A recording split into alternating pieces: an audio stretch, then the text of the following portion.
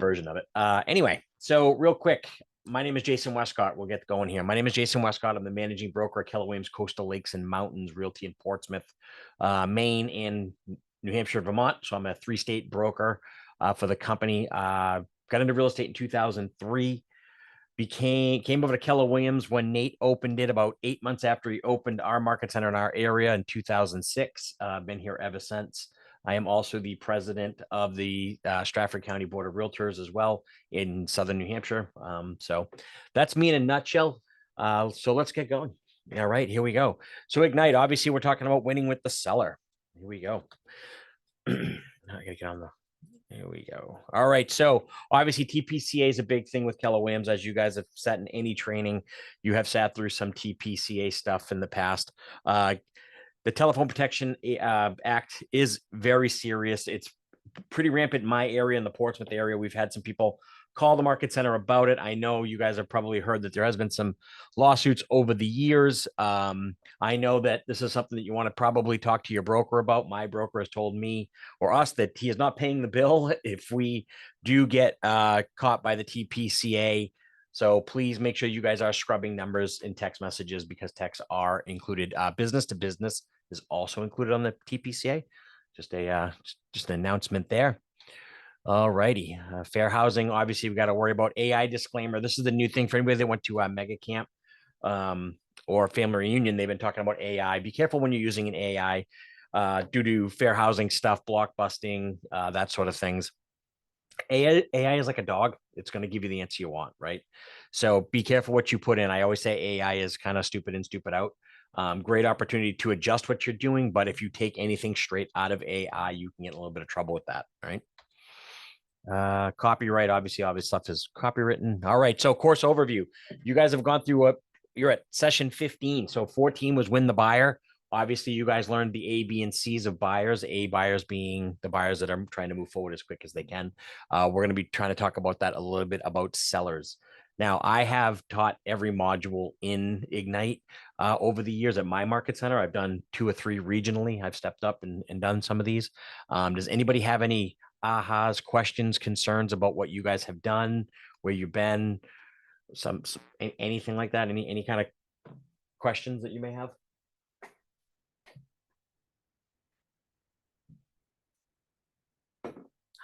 Yes, very lively crew.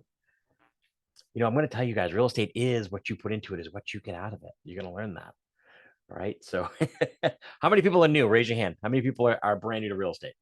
Oh, great. I love that. So it's one of those things that the question you don't know is the question you don't know. So, so working with sellers, I'll tell you guys right up front that in the market that we're in, I take it most of you guys are probably region 1, which is New England. We are a very sheltered area compared to the rest of the nation.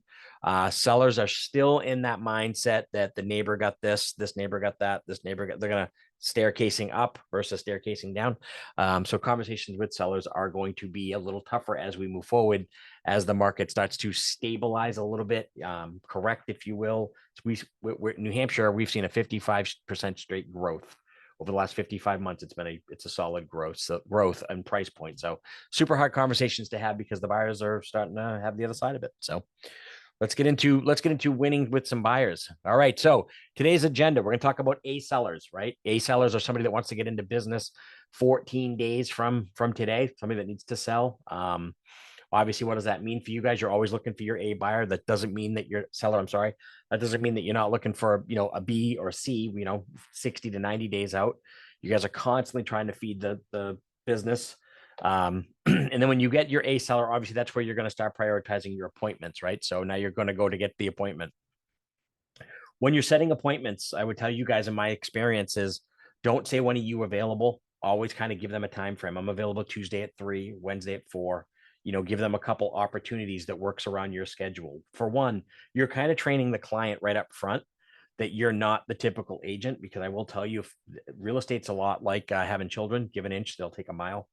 You will be getting calls at 9 o'clock at night and that sort of stuff. So if you want to try to control that, let them know that you are in control of your calendar, that you are a professional. This isn't something that you're doing, whether you're a dual career agent or not. this is something that you are taking seriously. So, this is when I can meet this time, blah, blah, blah, this time or this time. Let them pick the time, obviously, but it works around your calendar.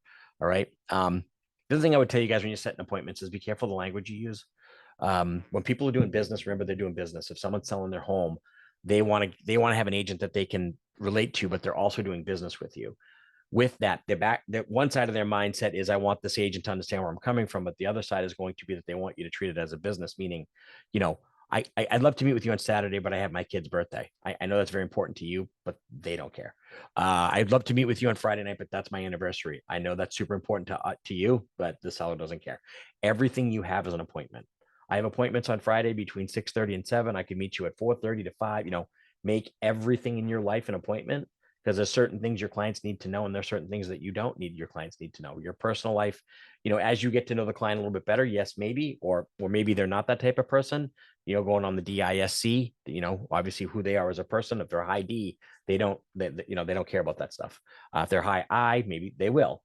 S is going to want to see the numbers and that sort of stuff. So just be careful of the language you use when setting appointments, because the way you go into it is your first impression, besides the fact that when you get to actually meet them face to face, is how you handle them over the phone. All right. Pre-listing packets. I'm going to be very honest. Usually in this part, we pull up our pre-listing packets and we show it to you guys so you guys can be blown away. I have not been in practice in real estate for 5 years as a managing broker at my firm. My OP does not allow us to practice real estate to be in competition with the other 580 agents that work here. So my pre-listing packet, I don't have. I will tell you that Command has a great one for anybody that does not have one yet. Command, if you go into Command under designs and you build it, please don't go in and just use the generic one, right? That's what it is. It's generic. You got to go in and make it you, right? Bring in what bring in how you understand, whatever your value proposition is, which you guys have already worked on that. Make sure that you're adding that to it. For me, I was two things that are very standout in my life personally was I played hockey right up to about the semi-pro level.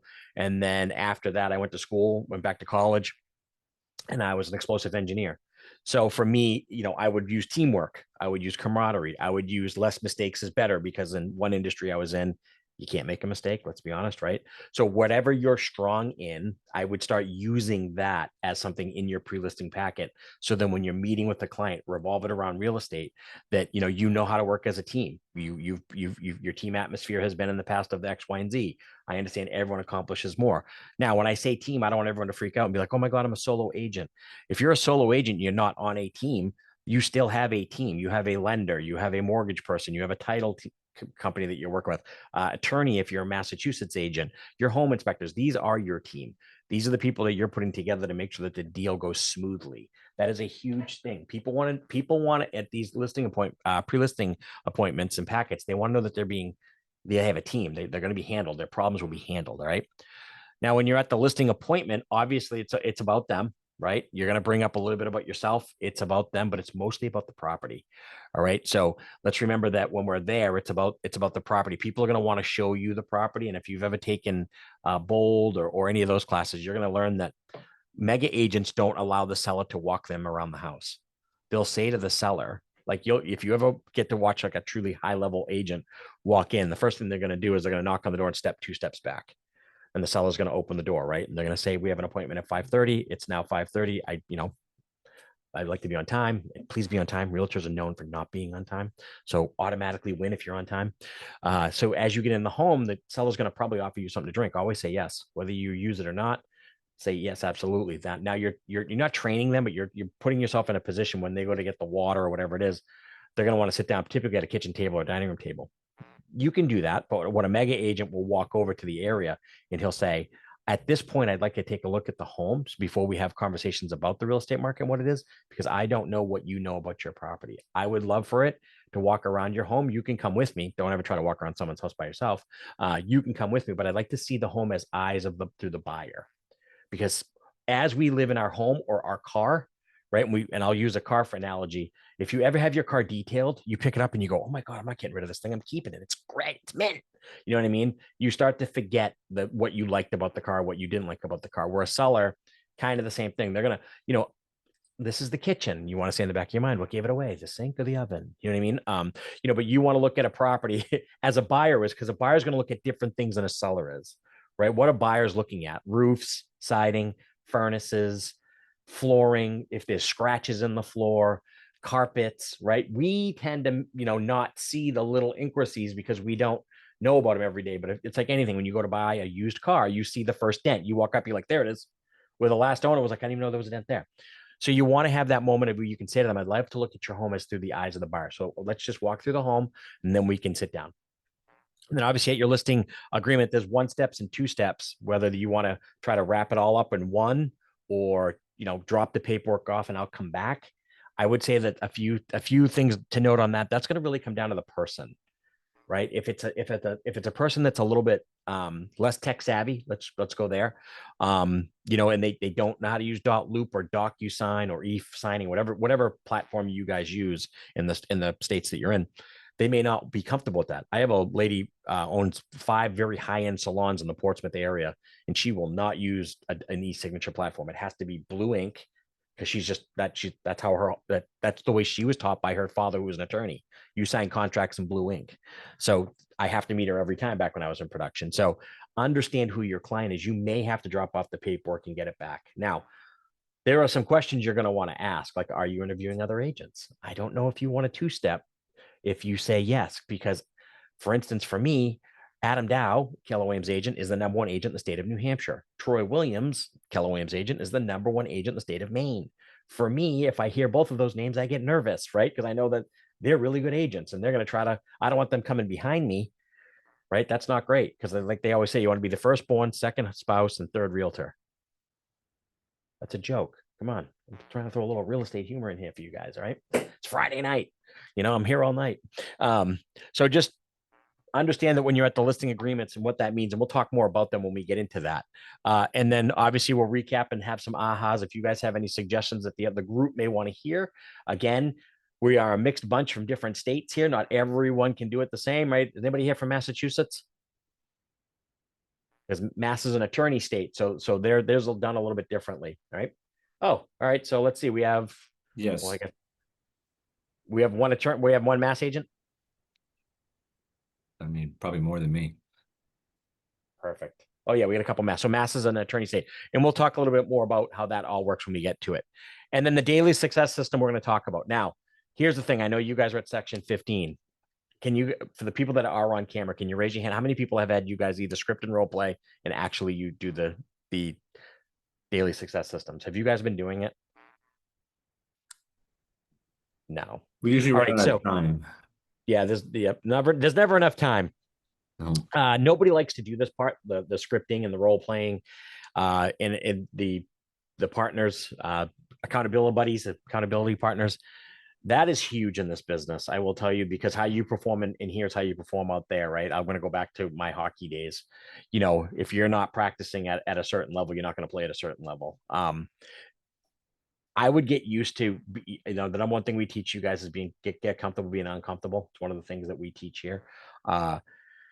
Really, really dig into an accountability partner and a scripting partner, dialogue partner, whatever you guys want to call it. I know there's bad words around scripting, but scripts are like movies. The first time the Arnold Schwarzenegger sat in a movie room and he said, "Don't worry, I'll be back," everybody was like, "Okay, that's just a line."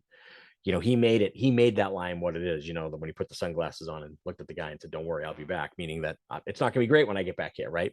And any great, Adrian, I won, Rocky, any great movie that had a line in it that you can think of was done like that. It was a script that you heard. Now you're going to hear some scripting that, or some conversation dialogue. You're going to be like, I don't feel comfortable with that. And I would tell you guys to, I would memorize it, I would internalize it, and then I would personalize it. Understand the message that's coming through. And as it gets into the listing side of it, you're going to hear a lot of conversations around commission. All right. I don't know what the average price point is in the areas that you guys sell in, but in Southern New Hampshire, it's 560,000. I'm sorry, in all of New Hampshire, it's 560,000. Southern New Hampshire, where I sell, it's 780. That's the average sale price for us. If you take 780 and you divide that by a percentage number that you guys all know in your area of what that may be, again, Sherman Act of 1860, we can't discuss that number, but let's just say it's 1, that's $7,800. At 2, it's 14. At 3, it's 21,000. So Divide that by the average time it takes to sell a home. The National Association of Realtors for Region 1, who is Mr. Bill Weidecker, who happens to be a Keller Williams agent, owns Metro in Bedford. He is the Region 1 vice president for us. It is 28 hours in New England to sell a home. If you take your average, like I said, and you divide that by 21, congratulations, you guys are making more money than the highest paid attorneys in Boston, New York. I just had an agent drop off a check today for $66,000. Went under agreement in 2 days. So understanding what we're handling, where we're at, means that it does matter what we're doing here. And the dialogue will happen when you start doing the the I don't know, people will pick right up on that, especially your higher luxury clients, your builders, developers. These are the people that I mean, don't get me wrong. So I'm a new construction guy. That's how I sold real estate. My 90% of my business was land development, new construction when I was in production. These people that will pick right up on that. So if you want to try to get a 60 lot subdivision or 30 lot condo, they'll pick up on that. You need to be the person that has the answers. And I will say it's also okay to say, I don't know, I'll get back to you. But having some great conversations around the big number, which is going to be your commission, is absolutely huge. And there are scripts for a solo agent versus team versus solo agent. There's nothing out there where a seller can say something that you can't give your value proposition of what you bring to the table as an agent. All right. And we will talk more about that at the listing agreement stuff when we get there. But I know for a fact, because I've taken a lot of these classes myself, they don't make you guys do the scripting. It's one of the things I get a little frustrated with. It's one of the things why Bold is so much more successful. All right. So if you guys have any questions or concerns about scripting or conversations, I'd love to have more talk about it. I have a coachable moment with it. I'm a 9-time Bold graduate. I've taught this class. I've taught other things. So please leverage the time that we have together, and it'll be definitely benefit for you. All right. So while leads are virtual to your sales business, seller listings are crucial to your ability to build at the highest level and the lowest cost and the highest net. Listings leverage leads. You're going to learn that today. Listings are the most powerful tool, and I don't care what market you're in, because without listings, you don't get buyers, right? We always say that when you go to Home Depot, they have every shovel you can think of, but they have every shovel to bring the buyers in. There's nothing wrong with being a buyer's agent. If you're on a team and you're a buyer's agent, I'm not saying that that's a bad idea. That's not a bad idea. I would say that being a buyer agent on a team starting out is a great idea because you learn the mortgage side of it, meaning you understand what a VA loan, what a 203K versus a 203B, the difference between FHA and VA, what is a true conventional 80-20 versus a 95-5, how that comes into play with appraisals and, and how that all the stuff works. That is massive information, and that is your value proposition. And you should always be looking for listings. Even if you're not a listing agent and you're on a team, you give the team that listing, and that team then returns the buyers that call in, go back to you. And that would be your team structure. Just going back to the MREA book, which is right there. But leads are the value proposition of our business, because that no matter what, you need a home to sell, right? That is the catalyst of real estate, is the home first. All right. That's what Gary's trying to say here. So today's agenda, we're going to start off with obviously A sellers. What is an A seller? An A qualified seller is able, willing, and ready to do business in the next 14 days. That's a very short time to try to, meet somebody, get their house on the market, Now, that's pretty impossible to do around here with the photography situation that we have.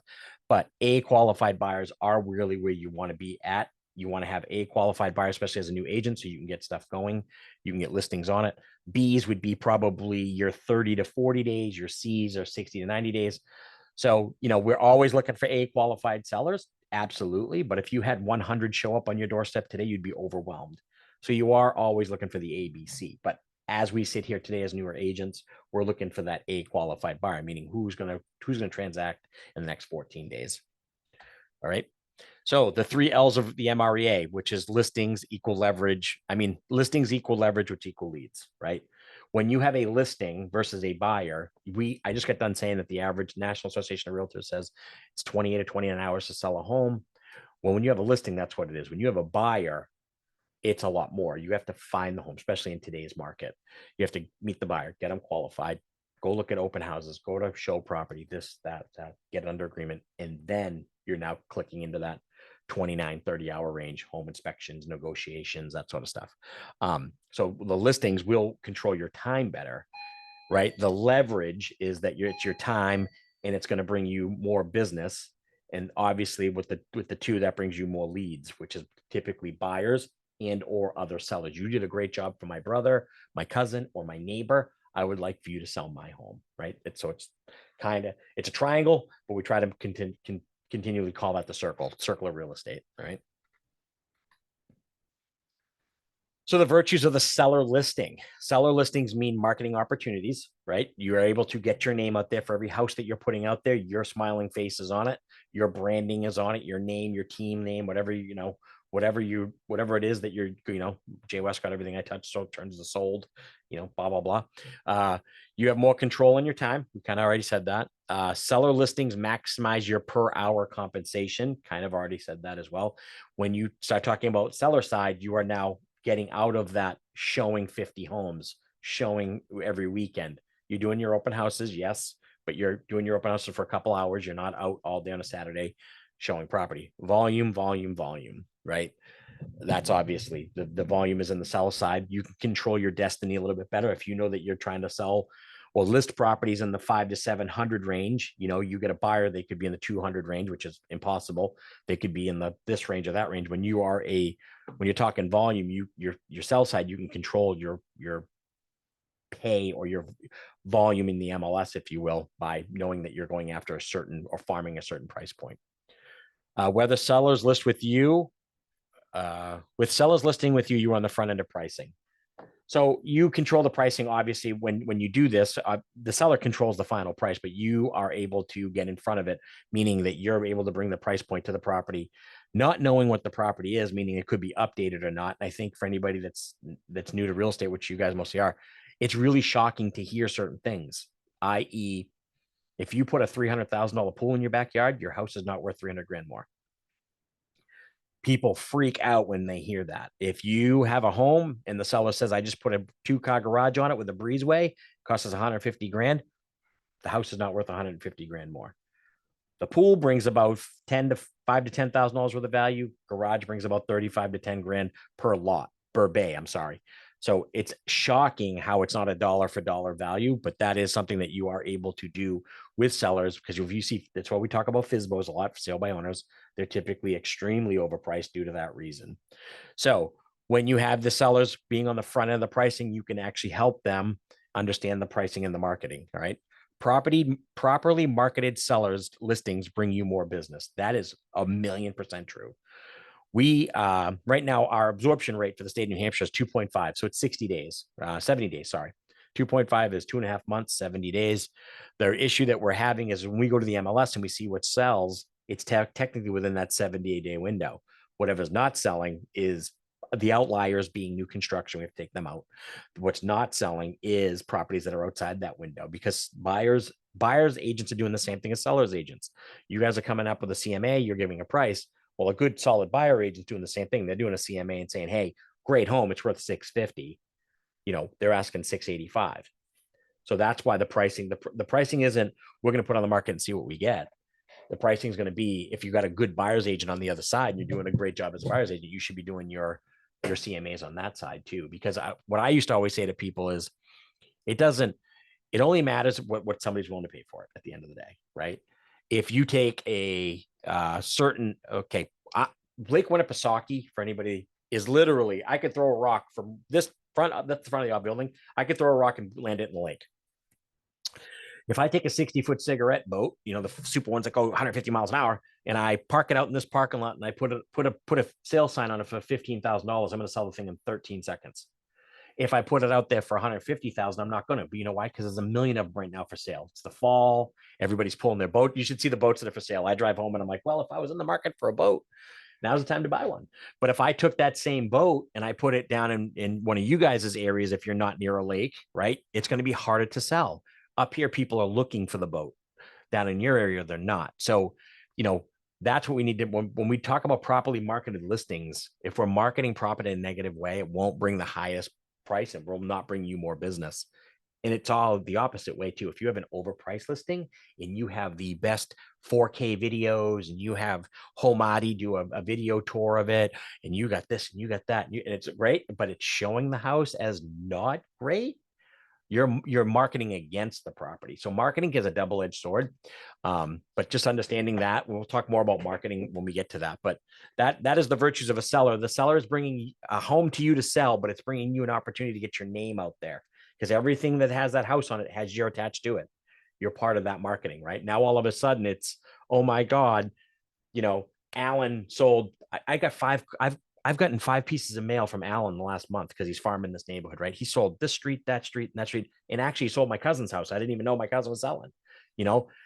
That's how it starts to happen. They start hearing your name. They hear your name more than the property addresses. That's what you'll hear that a lot. Right. So here's the seller circle, right? So lead conversion, pre-listing, lead consultation, service and marketing, offers and negotiation, contract to close, post-close systems. Now, I being a broker, I think the most important part of this is going to be 1, 2, 3. I'm going to say 5, and then I'm going to say 7. That's just me personally. If I was in production tomorrow, that's where I put most of my energy. Lead conversion. If you're making, it's 19 no's to a yes. And I always kind of pick on myself. If you're going to try to go to the prom and you ask, one girl and she says no, you might not be going to the prom. If you ask 2 or 3, your odds get a little better, right? If you go out and try to look at one car and you're trying to buy it, maybe not. If you're trying to buy one house, maybe not. So lead conversion is if you are throwing a lot of conversations out there and you're not getting anything back, meaning I've had 19 great conversations with people that I think are going to sell their homes, and not one of them asked you to come and see the home and have a higher level conversation about selling. That's your sign that your lead conversation is not great. All right. So if you get it now, let's say that you work on that, and all of a sudden now you had 19 calls and you had 3 pre-listing package dropped off. You drop them off and no one calls you back. Well, maybe your pre-listing packet needs a little bit of work, or they cancel your meeting, right? But let's say you get now 1, 2, and 3. Now you're at listing consultation. This is where it really matters. This is where you're in front of the people. You're checking out the home, right? And I would say, this is my opinion, this is where it really matters, because you need to know the numbers. You need to know the market. You need to know the data. This is where being a real estate agent, or realtor, if you will, truly is what we do, right? At 1 through 3 is what we do. Find the lead, qualify the lead, now give the lead honest information about what they're about to do, which is selling a property. I would say servicing and marketing the lead. Yes, you always have to service. You've got to write offers. You got to present offers. You got to market the property, blah, blah, blah, blah, blah. Yes, we are still in a market where it's 70 days on market, which is way less. Well, that's 70 for the state. Let's be clear. In my area, it's 14. So we are in way heavy seller market. We're not marketing stuff, right? I say that all the time. You know who's a good marketer? Apple. Apple's a phenomenal marketer. Nike, great marketer. You know who's not a great marketer? I'm going to say it with love, real estate agents, because they're not really looking at your flyers. You got to have good photos. Where's everyone going to buy a home? They're going to Zillow, Realtor.com, Launchpad, Homes.com, whatever website they're doing. Maybe your website. But I will tell you, and I, God's honest truth, I have this conversation a lot with a lot of the agents here. Nobody's ever going to go into Google, which is French for, encyclopedia, and they're going to write in Jason Westcott, realtor in Portsmouth. They don't. They just don't. You know what I mean? So, that's the marketing side of it is starting to be handled by other people. It truly is. And it always kind of has been. It's what the MLS was started for. For anybody that doesn't know the history of the MLS, they used to have these big binder books they used to have, and now they have the MLS, right? But offers and negotiation is where you really need to shine. This is contract knowledge. This is how to get the deal, the win-win for your client, how to negotiate a situation, how to understand that, yes, you have a bad firebox. Yes, your radon is through the roof. You've got a septic issue, whether it's Title V or a wet water site and evaluations in New Hampshire, whatever it may be. This is where the agent truly shines, because this time does not kill deals. You're going to hear that it does. It does not. But knowledge helps. Being able to say to the other agent, what about this or what about that? And that's where you really, in my opinion, as a brokerage that we close about 300 to 400 a month, this is what our agents excel at. We teach a lot of contract classes here, but our agents excel extremely at this section of it, because they can actually get through problems before they become a problem. All right. And then obviously contract to close. huge, huge, huge. This is where you're maintaining your contract, making sure the dates are hit, the times are hit, inspections are hit, whether it's a pre-approval or clear to close, as they like to call it in every state. Escrow gets in on time. That's obviously very important. And then post-closing systems is meaning that you don't want to orphan your client, right? Everybody here own a home? I got 3 people on. Yeah, own a home. Yep. When you sold your home, did you ever hear from your realtor again? No, you got orphaned, right? And it's not because the agent didn't like you. It's because they went on to the next deal. The agent skips 7 and goes right to 1 trying to find the next deal. I will tell you, when you get into production and you start closing 7, 8 a month, you're going to have a closing. And at the closing table, you're almost like, I got to go find another deal. You get this like anxiety, like, man, I got to go start over. It's like they say when when Michael Jordan won his three-peat, when he woke up the next morning and say, I got to go win another one, right? Tom Brady, what's your best favorite Super Bowl? The next one. So, it's one of those things where a lot of people drop 7, and 7 is where you will typically get your next one. So you put your people on some kind of a drip campaign to keep in contact with your people because they know you did a good job, especially if you did a good job, especially if they said, you know what, working with you is amazing. You want to have them on there. Hey, who in your family would like to know? Blah, blah, blah. Market updates. Hey, how's the house? House anniversaries. Hey, it's been 2 years ago since you bought your home. I used to have a thing with first time home buyers. If they were getting married, it was what is wedding bells and no, doorbells and wedding bells have in common. They're both ringing in your future. I had one for kids. You know what I mean? Like if they had a kid coming, a crib, maybe they needed a bigger crib. Get it? Little hip hop there. Drew, what do you got? That was funny. A bigger crib. A moment ago, I don't know if it was 0.5 you were talking about. You said something about good agents are always asking the other agent, what about this? What about that? Could you dive into that more? I didn't really catch what Yeah, you so like I'll bring up a couple scenarios. So my job as managing broker here is I deal with the bad, right? I deal with the agents who are in trouble in my brokerage. So we have a situation literally today where a gentleman, elderly gentleman, was about to be foreclosed on, and he was in a short sale, meaning that the house was worth more than he owed more than it was worth. And the only reason why is the nice way of saying this is called delayed maintenance. The home needed a lot of work. Offer came together. The gentleman said, I don't have enough time. The buyer was like, absolutely no problem. Take your time. We'll give you another week. They extended the closing twice, right? Now we start building contentions. So our agent, who represents the seller, said to the buyer's agent, hey, listen, he needs a little bit more time. Da, da, da, da. The investor was the buyer, was absolutely, we're cool with it. No problem, no problem, no problem. They got ahead. They got ahead of it. They knew there was a problem coming. Our agent called and said, we're probably not going to make the closing in 2 weeks. He's having a hard time getting some stuff out. We're going to go over and give him a hand. The 2 agents, it was a small team. They went over and helped. Well, today's the closing. He said yesterday, I'm not moving out of the house because he's got his issues personally. Maybe he feels a little defeated that he's losing this home. He's only getting $1,000. You know what I mean? But the home is in very tough shape. Well, the agent said, hey, listen, why don't we do this? Why don't we figure out a way to do this and do that, do this and do this? He had a hard time getting over to Concord, which is about an hour and a half drive. So the closing company, who's an attorney, and most attorneys will not do this, the actual closer said, I'll drive to the home. They called and said, hey, will you drive to the home? They said, we'll drive to the home and we'll do a notary. And then the investor said, I will give you a lease. If you close today, and we'll get you out of your financial troubles, that way you can get your money, I will give you a lease back for another week, meaning you could, I don't need the property. I'm buying the property because I'm going to fix it up. It was for his daughter. He's going to fix it up for the daughter. He said, you can stay there another week to make sure that you can get your stuff out. And whatever stuff that you have that you don't want to take, you can leave. Like, that's not in the contract, but the 2 agents were able to start coming up with solutions for the better deal of I have a seller that wants to sell and a buyer that wants to buy. I have a buyer that's really lenient. In my opinion, we did not represent the buyer, but I thought the buyer was very lenient because the contract says get out today, right? Very, very lenient. But I do believe it all happened because 2 weeks ago they said we're dealing with some emotional issues. He's feeling defeated. He's not giving away confidential information, and anything dangerous.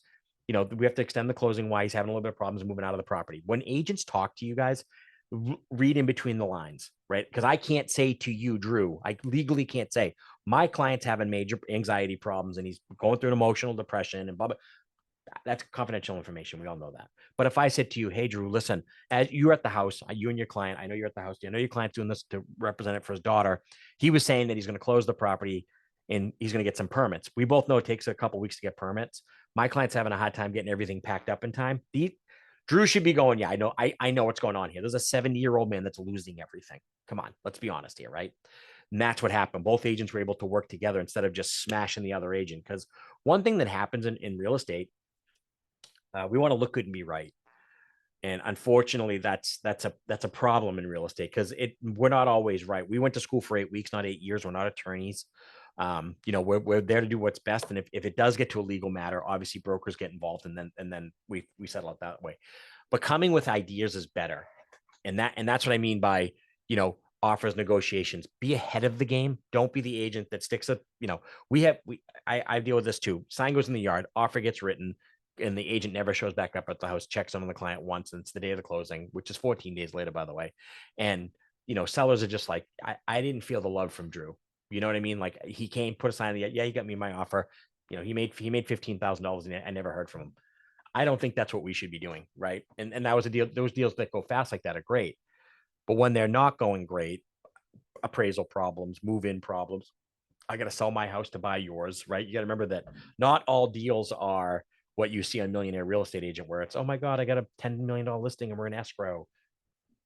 Seeing closing, like that's just not how it works. Appraisal problems, contract problem, the neighbor, all of a sudden the neighbor has a first right of refusal, or there's a life estate that nobody told you about, blah, blah, blah, blah, blah. Having conversations in the negotiation part is really where agents shine, because that's where people say, Drew took this off of my plate and I was able to close on my deal. And the guy was very happy. He actually wrote a really nice letter to the guy buying the home, or the investor, really, really thanking him for his time and what he's done. And it made everybody feel happy about it. They don't all go like that, I'll be honest with you, but being able to get ahead of it and having honest conversations and writing great contracts behind it is key. So that's what I mean by that. All right. Thank you. Any ahas just off of what we've talked about? Yeah, Alan put in the chat, not that I'm trying to moderate, but I agree with him. 19 no's to a yes. I'm dual career in my, 9 to 5. It's not really a salesy type of job. And once upon a time, a salesy opportunity came along and people really struggled because you'd get 99 no's to a yes. And that's just a good reminder to know that's going to happen. If you're prepared for it, then you're going to handle it a lot better. Yeah, I mean, the 19 no's to a yes was a thing that they came up with in MAPS coaching a couple years ago, where they actually took an agent that did not have a sphere of influence in the town, right? We all live in a town. We all grew up in a town. People know us. Your first place you go to is people that know and love you and trust you, right? Your friends and family. They may not have a house to sell. My brother, for instance, my brother built this home in 2007. He's selling it currently. He just said to me the other day, hey, which one of your agents do you recommend sell my property? So, but my brother always knew I was in real estate. Yes, he's my brother. But my cousin, my buddy in Florida, just bought a property in Florida. He needed a referral. So it's one of those things. The 19 no's to a yes was something that if you just keep reminding people you're in real estate and you make 20 calls a day, Gary claims that if you make 20 calls a day, you will be a millionaire. You will make $1 million in real estate. And I will tell you, that sounds easy, and it's not, because you start thinking about it. It's 20 calls a day. It's 100 people a week. How many people are in your phone? 200? Well, it's 100 a week, so it's not as easy as it sounds. So you're constantly out trying to meet new people. But yeah, going back to what Alan said, just keep going. You've got to keep going. You're farming a neighborhood. You get a buyer that wants to live in a certain area of a town. You're going to call those, what price point, what style? I want a colonial. I want a 3-bedroom. It's got to have a 2-car garage. Those neighborhoods in your towns that may have what they're looking for. That is a license to go shop that area and hunt it. Like, hey, do you want to sell? Do you want to sell? You find somebody that bought. Do you love the neighborhood? I do. I'm not calling you. I understand that you bought the property. You like the neighborhood. Do you know anybody in the neighborhood that is looking to sell? Well, I was talking to the Smiths and they were shocked at what I paid. They were thinking about selling. Great. Do you mind if I tell the Smiths that Drew told me to call? Absolutely. Like, that's how you're trying to do it. You're trying to build rapport, get information about the neighborhood, and actually come from contribution for your buyer and for that seller. You know what I mean? But yeah, it's easy in theory, but it's not. But 219 contacts will net you $178,000 a year in New England. They've ran them off our New England numbers. So get 219 people in your command. I'm sure you guys learned about this in your earliest stages of Ignite, but get them in there and start drip campaigning people, because it's not about if they're going to sell, it's who they know that may sell, right? My brother, my brothers referred me friends, my sister, I have a brother and a sister, my cousin, my dad, past clients, buddies I played hockey with, buddy I went to college with, guys I've worked with in the blasting industry prior to real estate, constantly calling people, just letting them know that you're in real estate. And you're not doing that salesy type thing. You're really not. I will tell you, a lot of people want to talk about real estate. It's a hot topic right now. Affordable housing in all of the country is a hot topic. But being the person that has, hey, listen, I don't know if you know this, but I just left Saunders Drilling and Blasting and I just joined Keller Williams. I'm getting into real estate. I'm learning all this great information about real estate. Did you know the average price in our area is X? Because all you have to do, guys, is take your MLS, whether it's MLS PIN or Nearin or Flex or whatever you're using, just put in like the county and it will give you the average price up in the corner. You only need to know a handful of numbers, right? And believe me, as you get more into the business, you're going to know a lot more numbers, but do the average where we live is 460,000, 800,000, whatever it may be. And people are like, oh my God, me and the wife, we bought the house 5 years ago, blah, blah, blah. Most markets have doubled in the last 5 years. They don't realize that, right? Here's the other thing. If you know people that have property that they don't live in, whether they're multifamily or secondary homes, a lot of people are dumping those and getting into real estate and other investments. Lake Winnipesaukee tripled in the last 2 years. You used to be able to buy homes on Winnipesaukee for $900,000. Yes, they were cottages. You can't touch that lakefront of $3 million right now. If it's got a dock, it's 1.1. Piece of land in a dock, 1.1 million. You know what I mean? So, we have to understand that different people need different things. So you're constantly involved in real estate. And I would also tell you guys that this is me personally, here we go. It's my KW logo. Unscripted is when I just talk to me personally. When you're shutting it down, shut it down. Like people want to talk to you about real estate and you're on vacation. When you're shut down, shut it down. Like I go on vacation, the minute this class is over, I'm off for a week. Shut it down. Right. So just know that. Okay. Don't live and breathe real estate, because after a while, your spouse, your significant other, your kids will want to throw a rock at you. They'll be like, guess what she's talking about again? All right. So getting the appointment. Let's talk about that. All right. So keys to converting your A sellers: responding right away. This is called speed to lead. You're going to hear people say speed to lead, speed to lead, speed to lead. It's how fast you can get to the client. Obviously, if they leave a voicemail saying, hey, I'm calling you on my lunch break, I get out of work at 5:00, give them a call at 5, right? Don't try to call them back on the lunch break and bug them. Get a valid and complete contact information, save it in Command, and create an opportunity. Yes, for the love of God, put everything you know in Command. Here's the great news. You can always download Command into a CSV file if you ever need to take it with you. We hear this all the time. I'm so afraid. I'm so afraid. I'm so afraid. You will not be able to keep everyone's name and numbers in your head. It can't. It just can't happen. The other thing with Command is it keeps track of when you did it. If you guys have not taken any tech classes in Command, I would advise you to do that. You're going to hear for other agents say that Command sucks. Here's the truth. Okay. I've used Brivity. I've used Top Producer. I've used Salesforce. I've used Red Tools. I've used eEdge. Over the 25 years I've been in business, I either have used them or have had them. Command was built by real estate agents for real estate agents. It's the best one out there. We use it as a market center for 580 agents on tracking licenses and how the brokerage communicates with the agents. It is a phenomenal product. Does the design suck? Yep. But they're updating that. They're putting Canva in it. Michael Lewis Sweets and a few other people. You can obviously you can design stuff wherever you want, but the ability to what it can do by uploading stuff into it and shooting out emails and campaigns to people is amazing, because it's built around the numbers that work, right? And I'm not telling you that as a broker. I'm telling you that as just an agent that did not do it for my first 10 years. And then I got into Brivity, Top Producer really hard, and my business tripled. Determine their motivation so you can speak to it. Listen to what a client says. A lot of times agents want to go in there and, like, again, flex their muscle about what they know. Listen to what the client's telling you, the reasons why they're selling it. It could be a true reason. It might be something you have to bring up again, right? We had somebody that had to sell their home because their wife passed away and they bought the house together, and it brought up bad memories. And the agent had to say when things got to a tough point where He didn't know if he was going to sell it or not. The agent did say to him, you did tell me that I don't mean to push you, but you did say you wanted to sell the home so that you could get away from the memories here of your wife. And he was like, you're right. Because he was like, I'm selling everything, going to go to Florida. At the last minute, he's like, what am I thinking? He wound up doing it and he loves it. Now, that may not be the motivation, but whatever their motivation is for selling their home is a great one, whether it's right sizing, upsizing, downsizing, whatever it may be. You let them know that. Okay. This is why we're doing this. I'm not doing it for a commission, because that's what they're going to start thinking. You're only pushing this for a commission. Nope. This is what you told me you wanted. And if you don't, we'll turn it away. We'll go another route. Set an appointment, set the time and date as soon as possible, and send a pre-listing packet. Again, soon as possible within your calendar.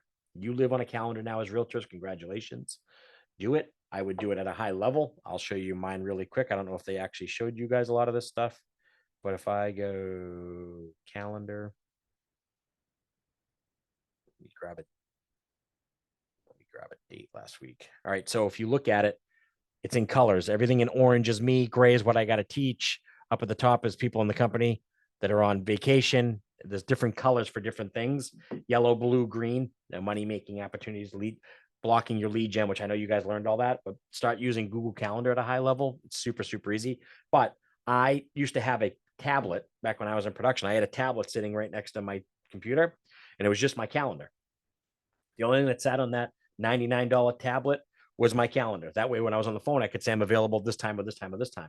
And then I could go on my computer screen. I could be like, all right, meeting with Drew at 6:30 at 123 Main Street in his town. It would come up on my calendar. So if another call came, I was booked.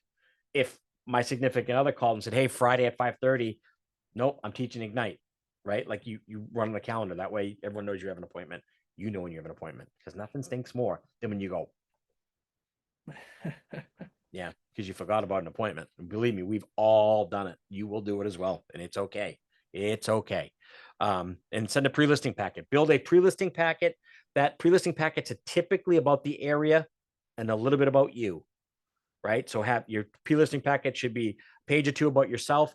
Now, oh my God, what am I going to do about myself? I'm a brand new agent. It doesn't need to be this glorious, I've been a realtor, I'm a board president, I've done CRE 1000, I've done BRB, I'm HRE certified, I'm blah, blah, blah, blah, blah. You see all these credentials that agents have. If you don't have that stuff, that's fine.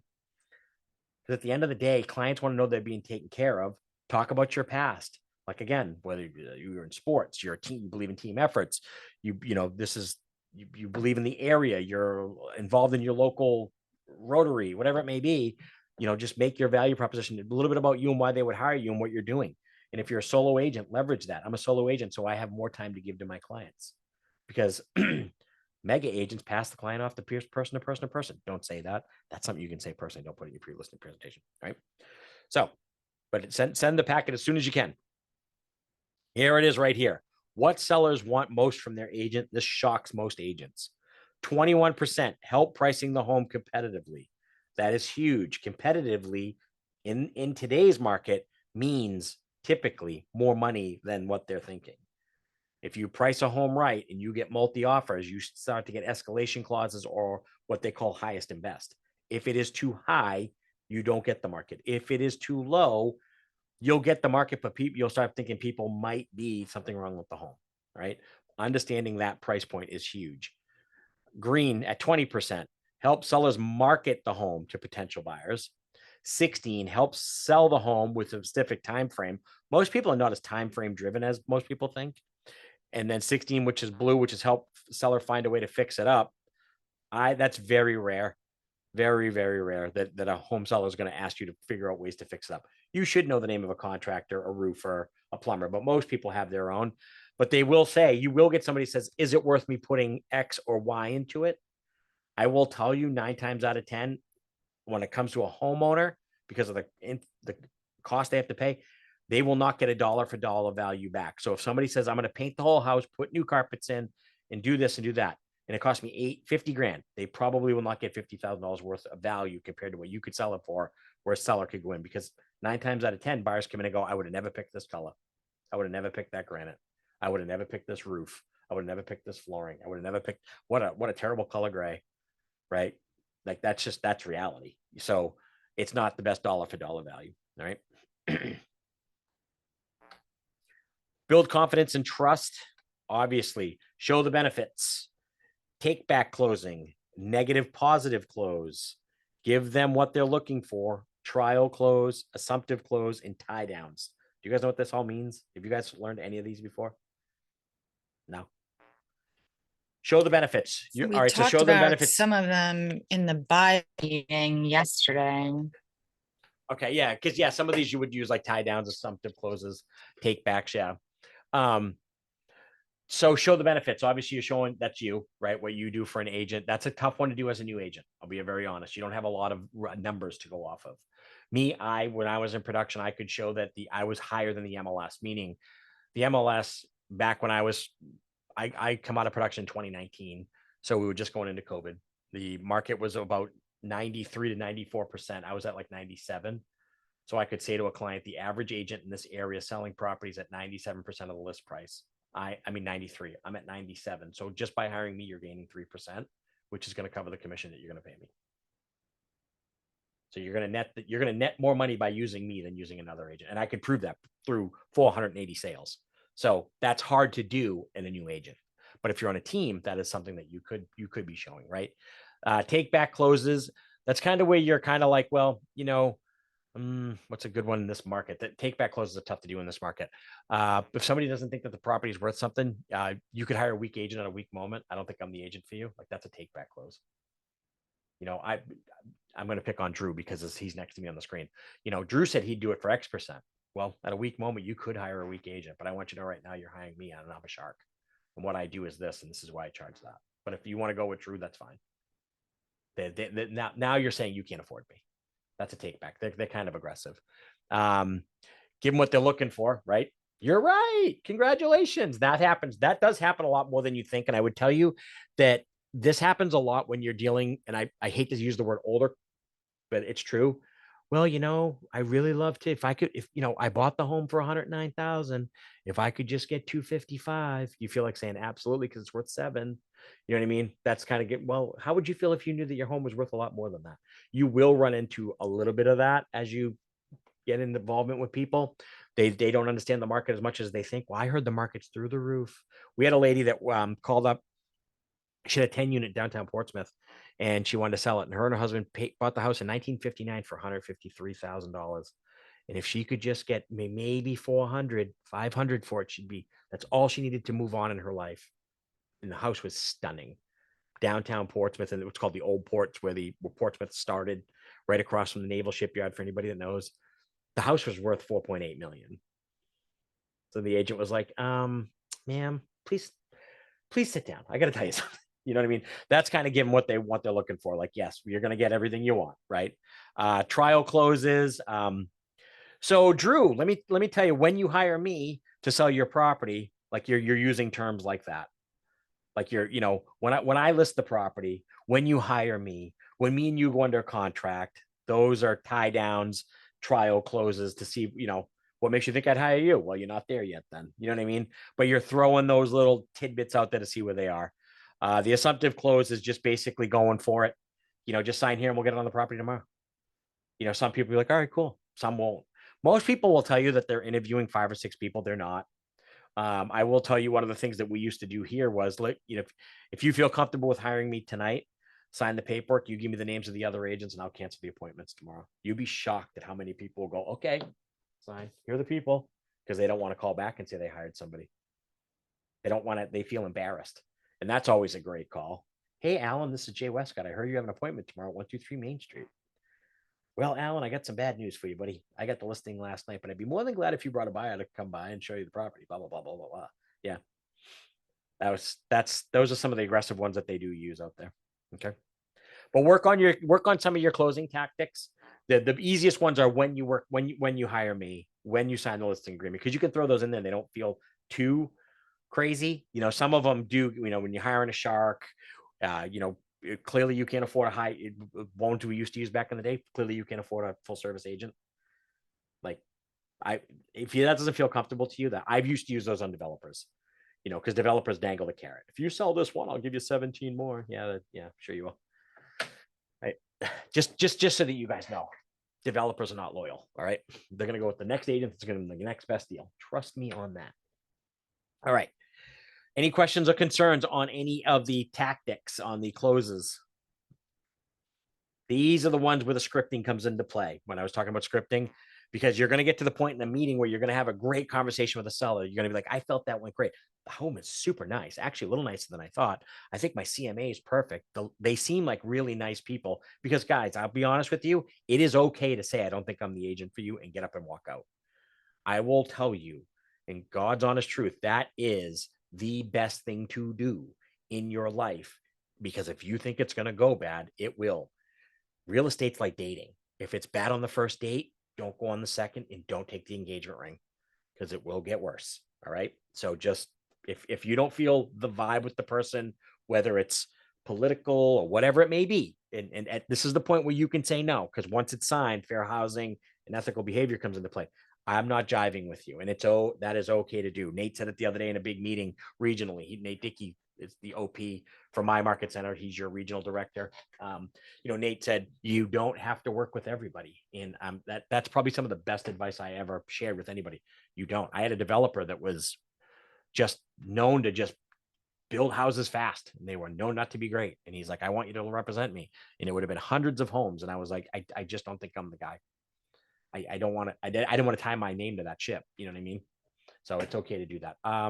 What is a take back close again? Take back closes are kind of like, if you hire me for 3%, my fee is 3%, of the buyer agency is going to be X, blah, blah, blah. And the seller says, will you do it for 2? If you can't afford to hire a full service agent or at a top producing agent as myself, then I suggest I'm not the agent for you.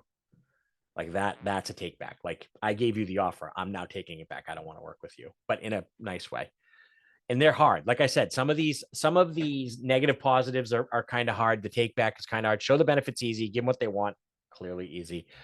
Trial closes are pretty easy. The assumptive close, is easy. The tie down and the take backs are the hardest. Give them what they're looking for too, just so that you guys are a good way for that. So it's always going to be about price. I'm going to be honest with you. When it comes down to them actually listing the property, it's going to be about price and your commission. You could say, listen, I don't think the house is worth 800. You want 800. I think the house is worth 750. This is what I'm willing to do. I'm willing to take the property on for 800, as long as you are willing to either in 2 weeks we reduce the price, or if we have 10 showings and no offers, that we reduce the price immediately. Like, you could do that. I'll give you what you want, but you're gonna give me something that when this doesn't work out in the next couple of weeks. And again, you use that by using the motivation. Remember when you told me you wanted to sell so you could buy your house in Florida? I understand that you think the house is worth 800. I'm thinking that it's going to sell around 750. I could be wrong. Let's put it on for 8. But if we do not get, and if we don't get a showing in 2 weeks, or if we have 5 showings and no offers, we're going to reduce the property price. Doesn't that make it look like something is wrong with the home? I don't know what you mean by that. This is something that you're doing with the seller. When it comes down to closing properties on deals, it's going to be price and your commission. That's what they're trying to negotiate with you. So the take back close is typically like, okay, you're either ready to sell it or you're not, right? I don't think you are, so I'm not reducing my fee. You got to remember that when we're talking about the situation we're in, this is a private conversation between you and a seller, right? There is confidentiality amongst real estate, and there's ethics here. Now, if you don't get the listing and there's something wrong with the home, then you can use that. But again, you don't want sellers going down the road of telling you everything wrong with the home. Like, that's just not fair to do. It's kind of a little unethical. But just when you're closing the deal, when you're trying to close for an appointment or trying to close them to get the listing agreement, that's where you really want to use one of these. Most of them are going to be pretty easy. If it's someone it's going to be very easy. It's someone that you don't know, or it's somebody's going to try to leverage you, because there are going to be people up there that are going to try to leverage you versus another broker to try to get a better deal. Well, Drew told me he can get 950 and he'll do it for 1%. Then hire Drew. Like, again, but you're talking, I always carried 20 to 25 listings at all times. So I was able to do that. If it's your first listing, don't be afraid to do that. Don't be afraid they know it's your first listing. They're going to ask you how long you've been in real estate. You can't lie. I've been in real estate X amount of days, years, months, whatever. I have a team behind me. My brokerage is behind me. They're going to try to leverage that. Yes, they will, as they should. But it's okay.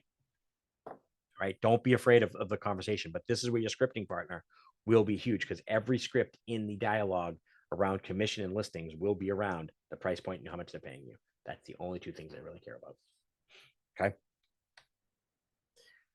Questions versus objections. This is great. Now, when you are in listing appointments and you keep getting the same objection, not a question, how long do you think it's going to sell? Where do you think the buyer is going to come from? Do you use the MLS? These are just general questions, right? An objection is going to be different. Why do you think I should give a buyer agency fee? Why do you think you're worth X amount of dollars? Why do you think you're worth X amount of commission? Why do you think my house is only priced at this? When you start hearing the same objection every time, start adding that to your presentation so that that doesn't come up. You know what I mean? Blah, blah, blah, blah, blah. This is what we do. I think in the future, I think that the house down the street sold for this. The average and please reach out to your MCA department and find out what the average buyer agency fee is with the NAR settlement. This is a huge thing to know. In mine, it's 2.25. To be able to say to a seller, the average buyer agency fee being requested in the purchase and sale agreements are around 2.25. My fee is X. Now you can do some quick math with them, but you don't say, I don't know, right? In New Hampshire, Maine, in Vermont, we have to put commission in the contract now. It's within the contract. There's still some broker to broker stuff going on. It's a direct violation of our settlement, which is a whole nother thing, but it's in the contract. So you know these numbers. I know the average price in this town is $780. The average buyer agency fee is around 2.25. So you're going to pay about almost $15,000 in buyer agency fee. See, when you know that stuff and the other agents don't, that's going to make you sound a lot smarter. Well, Drew told me the average was 2. Okay, I can appreciate that. I wouldn't, maybe Drew's numbers are different than ours, but I'm here to tell you that I work at Keller Williams Coastal Lakes and Mountains in Portsmouth, New Hampshire. We're the number 8 Keller Williams in the world. We're the number one brokerage in New Hampshire, and we sell 400 to 500 homes a month, and our average is X. Right? It's okay to give them numbers. That's what they're truly looking for from you. It's when you were buying your car, and I always use cars because it's a high value item, right? When you were buying a $500,000 car, and if you do have a $500,000 car, please pick me up. I want to go for riding it. But when you were buying your car, if the salesman said it's got the turbo V6 engine, and it makes 480 foot-pounds of torque, it's 19 miles to the gallon, it's got a 10-speed transmission, you're like, hey, this person knows what they're talking about. Right? Nothing. I ordered a stove today. Swear to God, hand to God right now. I went to Home Depot today to order a new stove because mine blew up after being 8 months old. So excited. And I had the SKU number. I went online, found the stove. I'm going to deal with the warranty crap later. I just don't got time for all that. And I said, here's what I need you to order that. And I want to buy it right now. The lady's like, I don't know how to do that. I was like this. I had to go to the pro desk. They didn't know how to do it. They're like, is anybody out in appliances? I'm like, yeah, she didn't know how to do it either. I'm telling you the one I want. They could not figure it out. It was sad. Like, honestly, I was saying to myself, wow, is this what it's like? Is this what it's like when people go buy homes that the general public just doesn't know what they're doing? So may I just interject? Yeah. Coincidentally, I actually work for the Home Depot. And there are a lot of people there. Well, like the average pay is $17.50 an hour, and a lot of people there just don't care. Yep. But that's what you got. I'm sorry, it happened to my mother the other day. No, I mean, never liked that Brett, stuff. But yeah, Brett, I totally agree with you, right? Because I understand that going in there. You know what I mean? Like, and it's what we can have an economics debate after the class. And I'd love to, but at the end of the day, I get that. And what I'm trying to say to us is, in my market center, and our average sales price in this market center is $680, right? Times our average commission check here is $17,000 for 40 hours worth of work. So if you take 17,000 and divide that by 40 hours, our agents are making $425 an hour. If you can't answer some easy questions about real estate, like that's what I'm saying, like add it to your, you're not going to know everything. I don't know everything, right?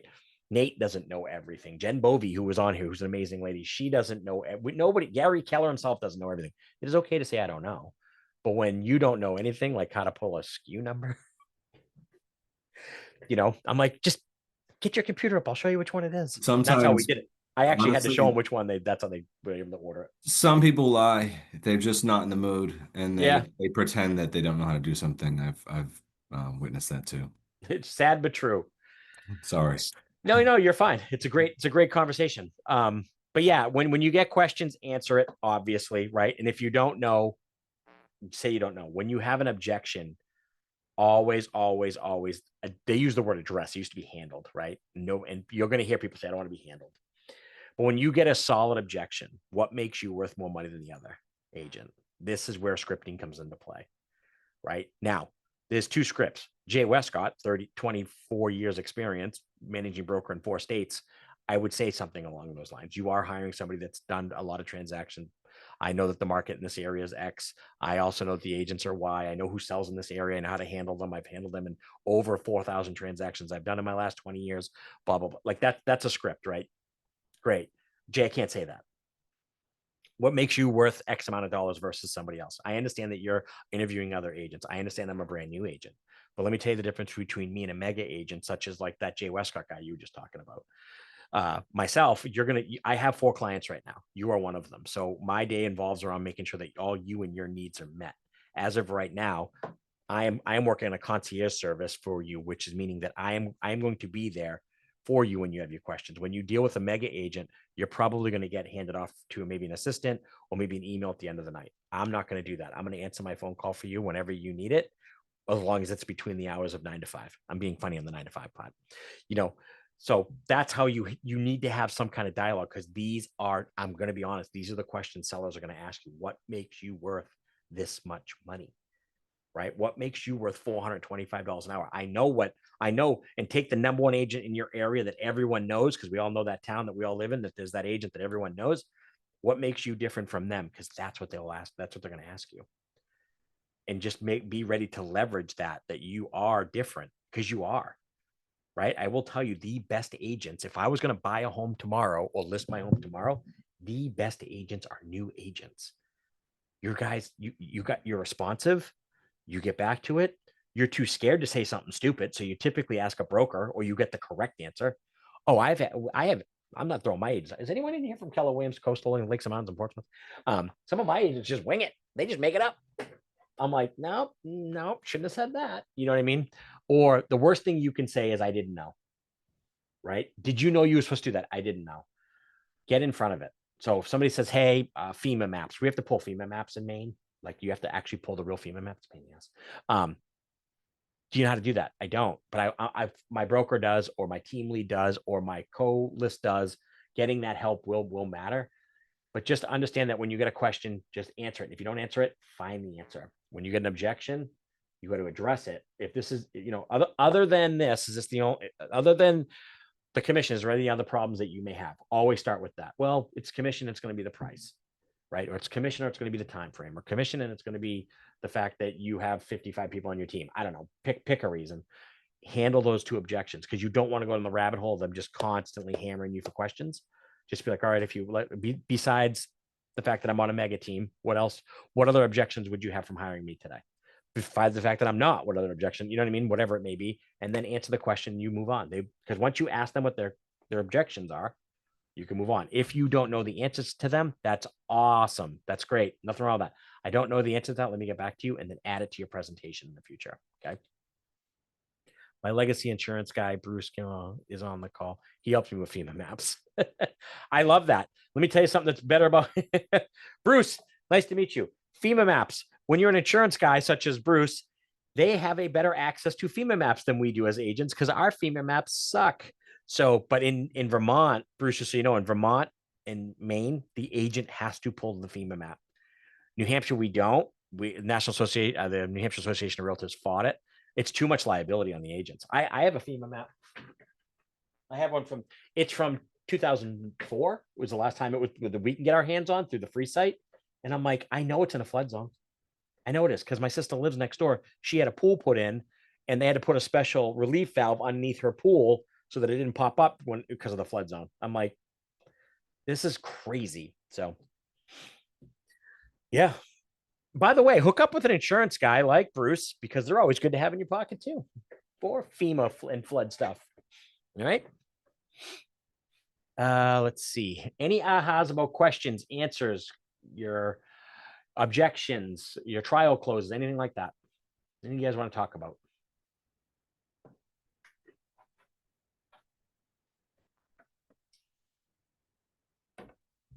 Nothing. All right. You guys are awful quiet tonight. So when somebody wants to price higher than what you feel the house is going to list for, and we're Yeah. going to have to reduce the price in 2 weeks, how do you talk them out of it? I mean, I know what I do and it works, but it doesn't always work. So if you're on a listing appointment, somebody wants more money than the house than your CMA is coming into, Yes. you want to know how to get them to understand that it's overpriced. What's your verbiage? My verbiage is we want to attract more traffic, and they tell 2 friends, and then they tell 2 friends, Yeah, I mean, and it works. 100%. You know, there's a few things that you could do. All right, so price it's overpriced listing. The one you can go down a few things. The marketing side, which is what she just said. If we market your house right, it's going to bring more buyers. You know, friends bring friends. You could go that way. The other one is, listen, we could put your property on for the 800,000 versus the 750. And what we're going to do is we're going to sell the other homes by showing you as a comp. We're going to show the value for them. So they're going to look at 10 homes. Yours is going to be at the higher end of the 4-bedroom, 3-bath colonials. When they look at all the properties, they're going to see the value add on the 720 to 750 versus yours, even though your house may be nicer or it may not be. I don't know. I haven't been in all these homes, but you're going to be you are now proving that the market is solidly below anything below 800 is better, and they're going to start buying your homes and not yours. So it's value, and everybody will look at value until they can get in it, and they won't come and see it if you're 50, 60, 80 grand higher than what the average market price is for this property in the town. That's what I would do. Thank you. And again, I would have no problems with, depending on the property, right? As realtors, we're not supposed to be listing properties or lying to the client about price point. I would also say I would not have a problem with saying, hey, let's put it on for the 800. And again, if we don't get any showings in 2 weeks or 10 showings and no offer, I think we should reduce the price. Now, here's the hard. We're going to get into the hard script. Ready? Absolutely not. It's 800 or nothing. And you feel as though there might be a chance I could sell this for 800. The market is creeping up. Like right now in my area, the market ticks up right around now, and then it dives in October, and then it ticks up in December for tax reasons, typically multifamily, and then it dies until May, April, spring market. So if you have that, maybe I'll make this done. This is what I would say. Absolutely, let's put it on for the 800. We'll do 1 month of price reduction maybe, and if we don't sell it, you're going to pay the marketing fee.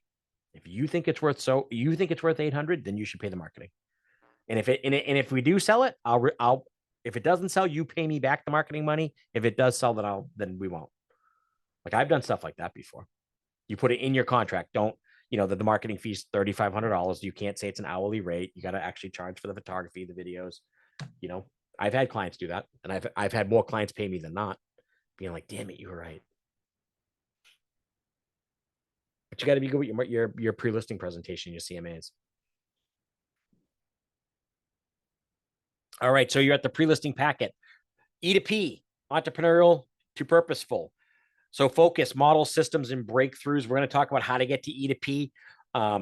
E to P is that natural ceiling of achievement. It's where your natural ability will take you 1, 2, and 3. Right? If you're a high I am a mid D, a little bit higher I, S, and C. Mine's pretty flat. I don't have a huge jump. If you are a high I, off the chain I, you will go 1, 2, 3 really quick. High I's are the people persons. They can talk well. They remember scripting well. They're quick and witty. You'll do really well 1, 2, 3. Getting to 4, that's where a plan has to come into play, right? So we're going to teach you a little bit about E to P right now. All right. So pre-listing packet goals. So pre-sell, build the seller's confidence, answer their questions and objections before your presentation. Again, this is something that's going to be in there. Talk about the market a little bit. Talk about yourself. Talk about some of the objections you've heard.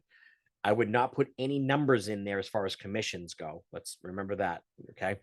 But definitely have some conversations around that. Saves time, makes consultation experience smoother and or shorter by tracking common obstacles, and state your value. Tell what the sellers what you bring. That's the you part.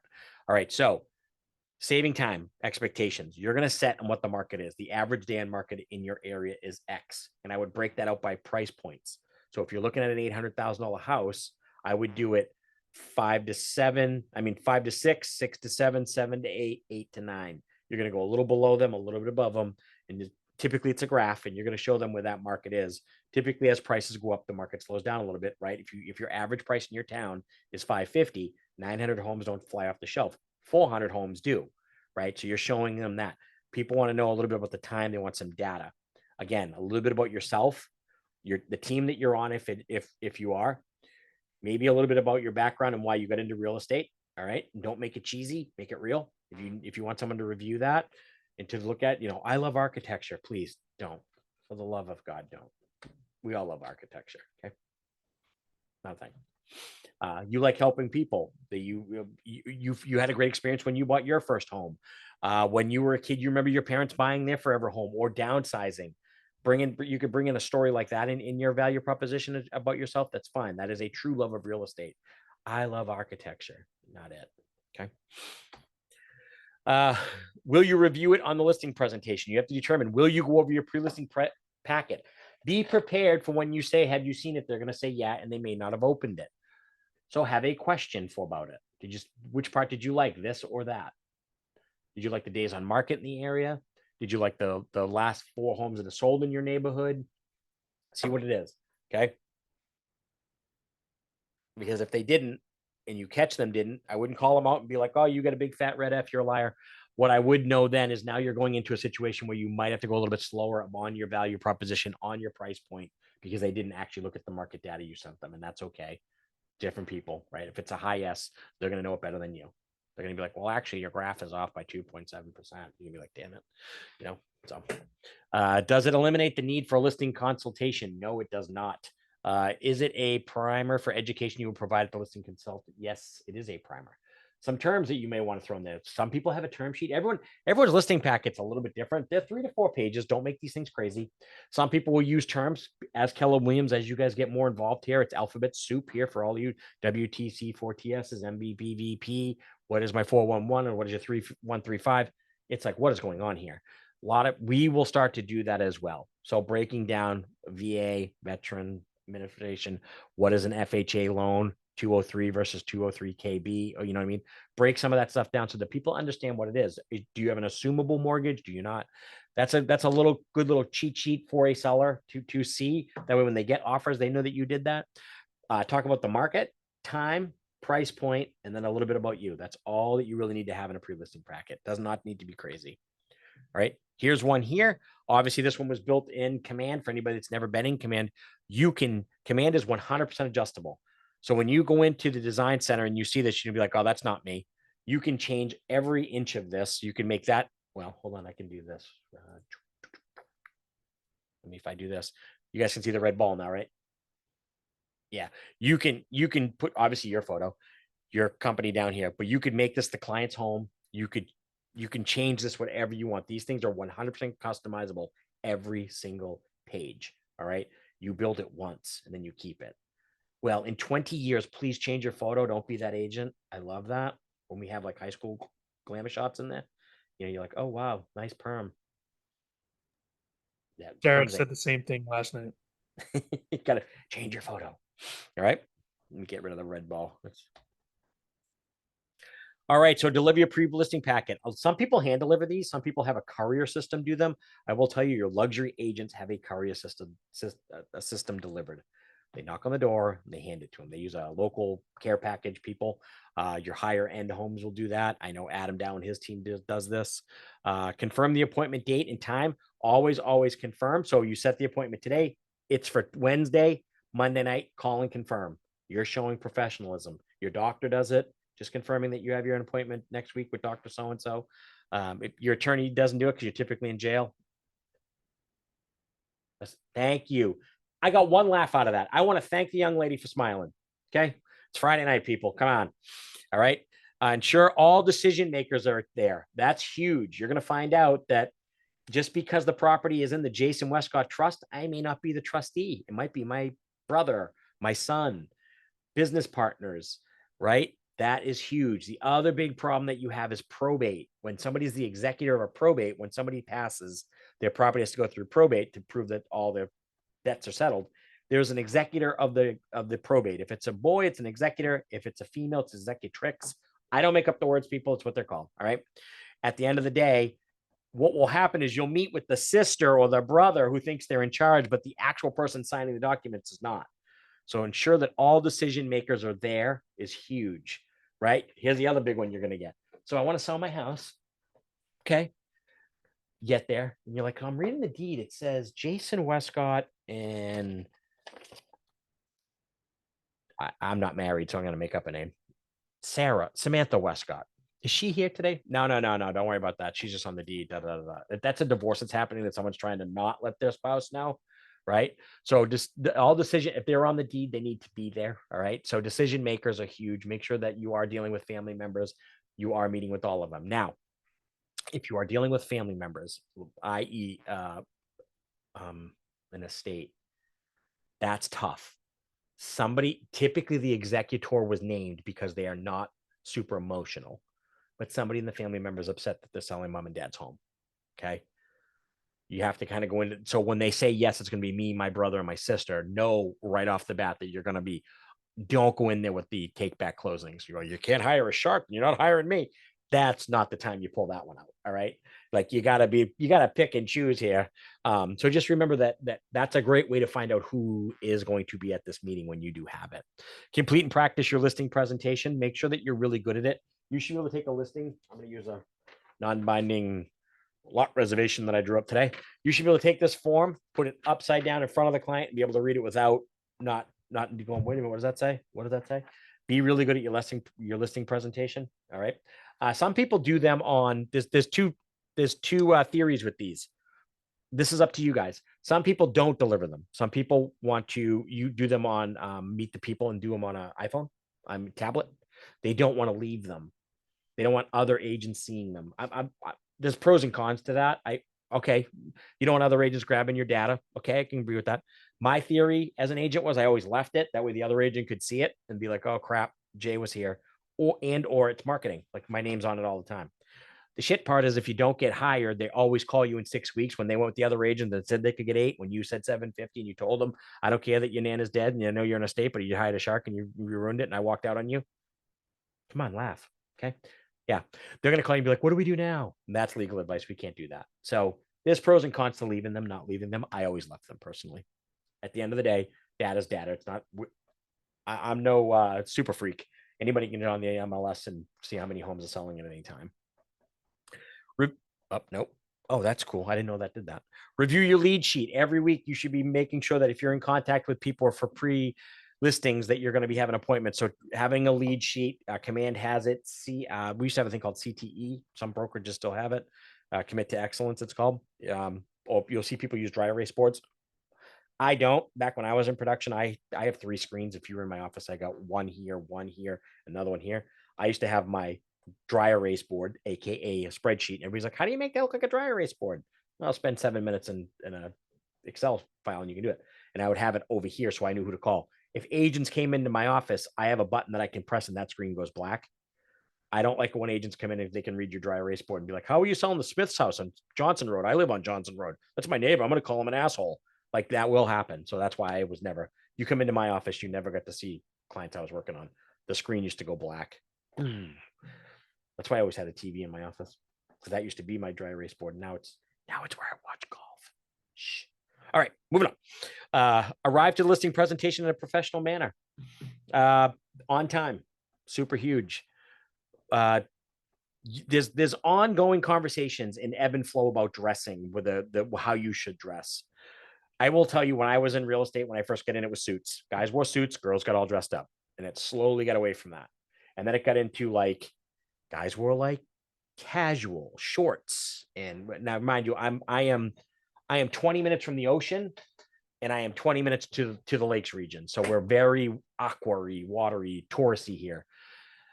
It's now starting to, and then it got really big into like jeans, like polo shoes, or like sneakers, like, you know what I'm talking about? And then like a t-shirt, and then like a dress coat, like that was big.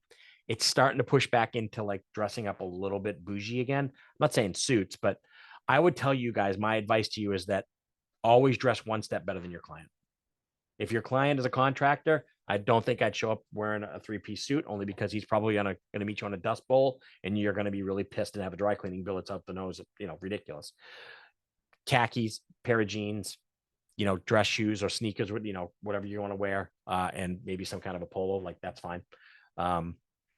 If you're going to go and it's a higher end home, maybe you dress a little higher end. I don't know, but being professional when you walk up to these does matter. Now, the flip side to that, I've walked onto a dairy farm because I was new construction guy. I walked onto a dairy farm to sell. If anybody knows where La Bella Winery is in Bedford, New Hampshire, I sold that land to them. The owners of that were hardcore dairy farmers, and I knew that. And I said, watch this. I grabbed myself a pair of dungarees. I grabbed myself some work boots that I had, and button down, just a regular like flannel button down. I went to meet it, and I got out of the car, and the guy come out of the barn, and he said, "It's a good thing you came dressed like that, because if you were in anything less than that, I was going to tell you to get the hell off my property." So know your people, right? Yeah, and it's okay to ask. Like if you get a lead from somebody, or if you know somebody in the land game, or hey, do you know old man Lavadier? Yeah, he's kind of an old farmer. He doesn't like blah blah blah. Or they may say, he really respects a guy that dresses up. You listen to what people say, because it is true. My father always was impressed by somebody who dressed. My dad built homes, and if you dressed up, my dad was like more apt to think you were professional. That's just, my dad's from Canada. It's just a different vibe. Okay. Any ahas so far? Nothing. Any questions, concerns, comments?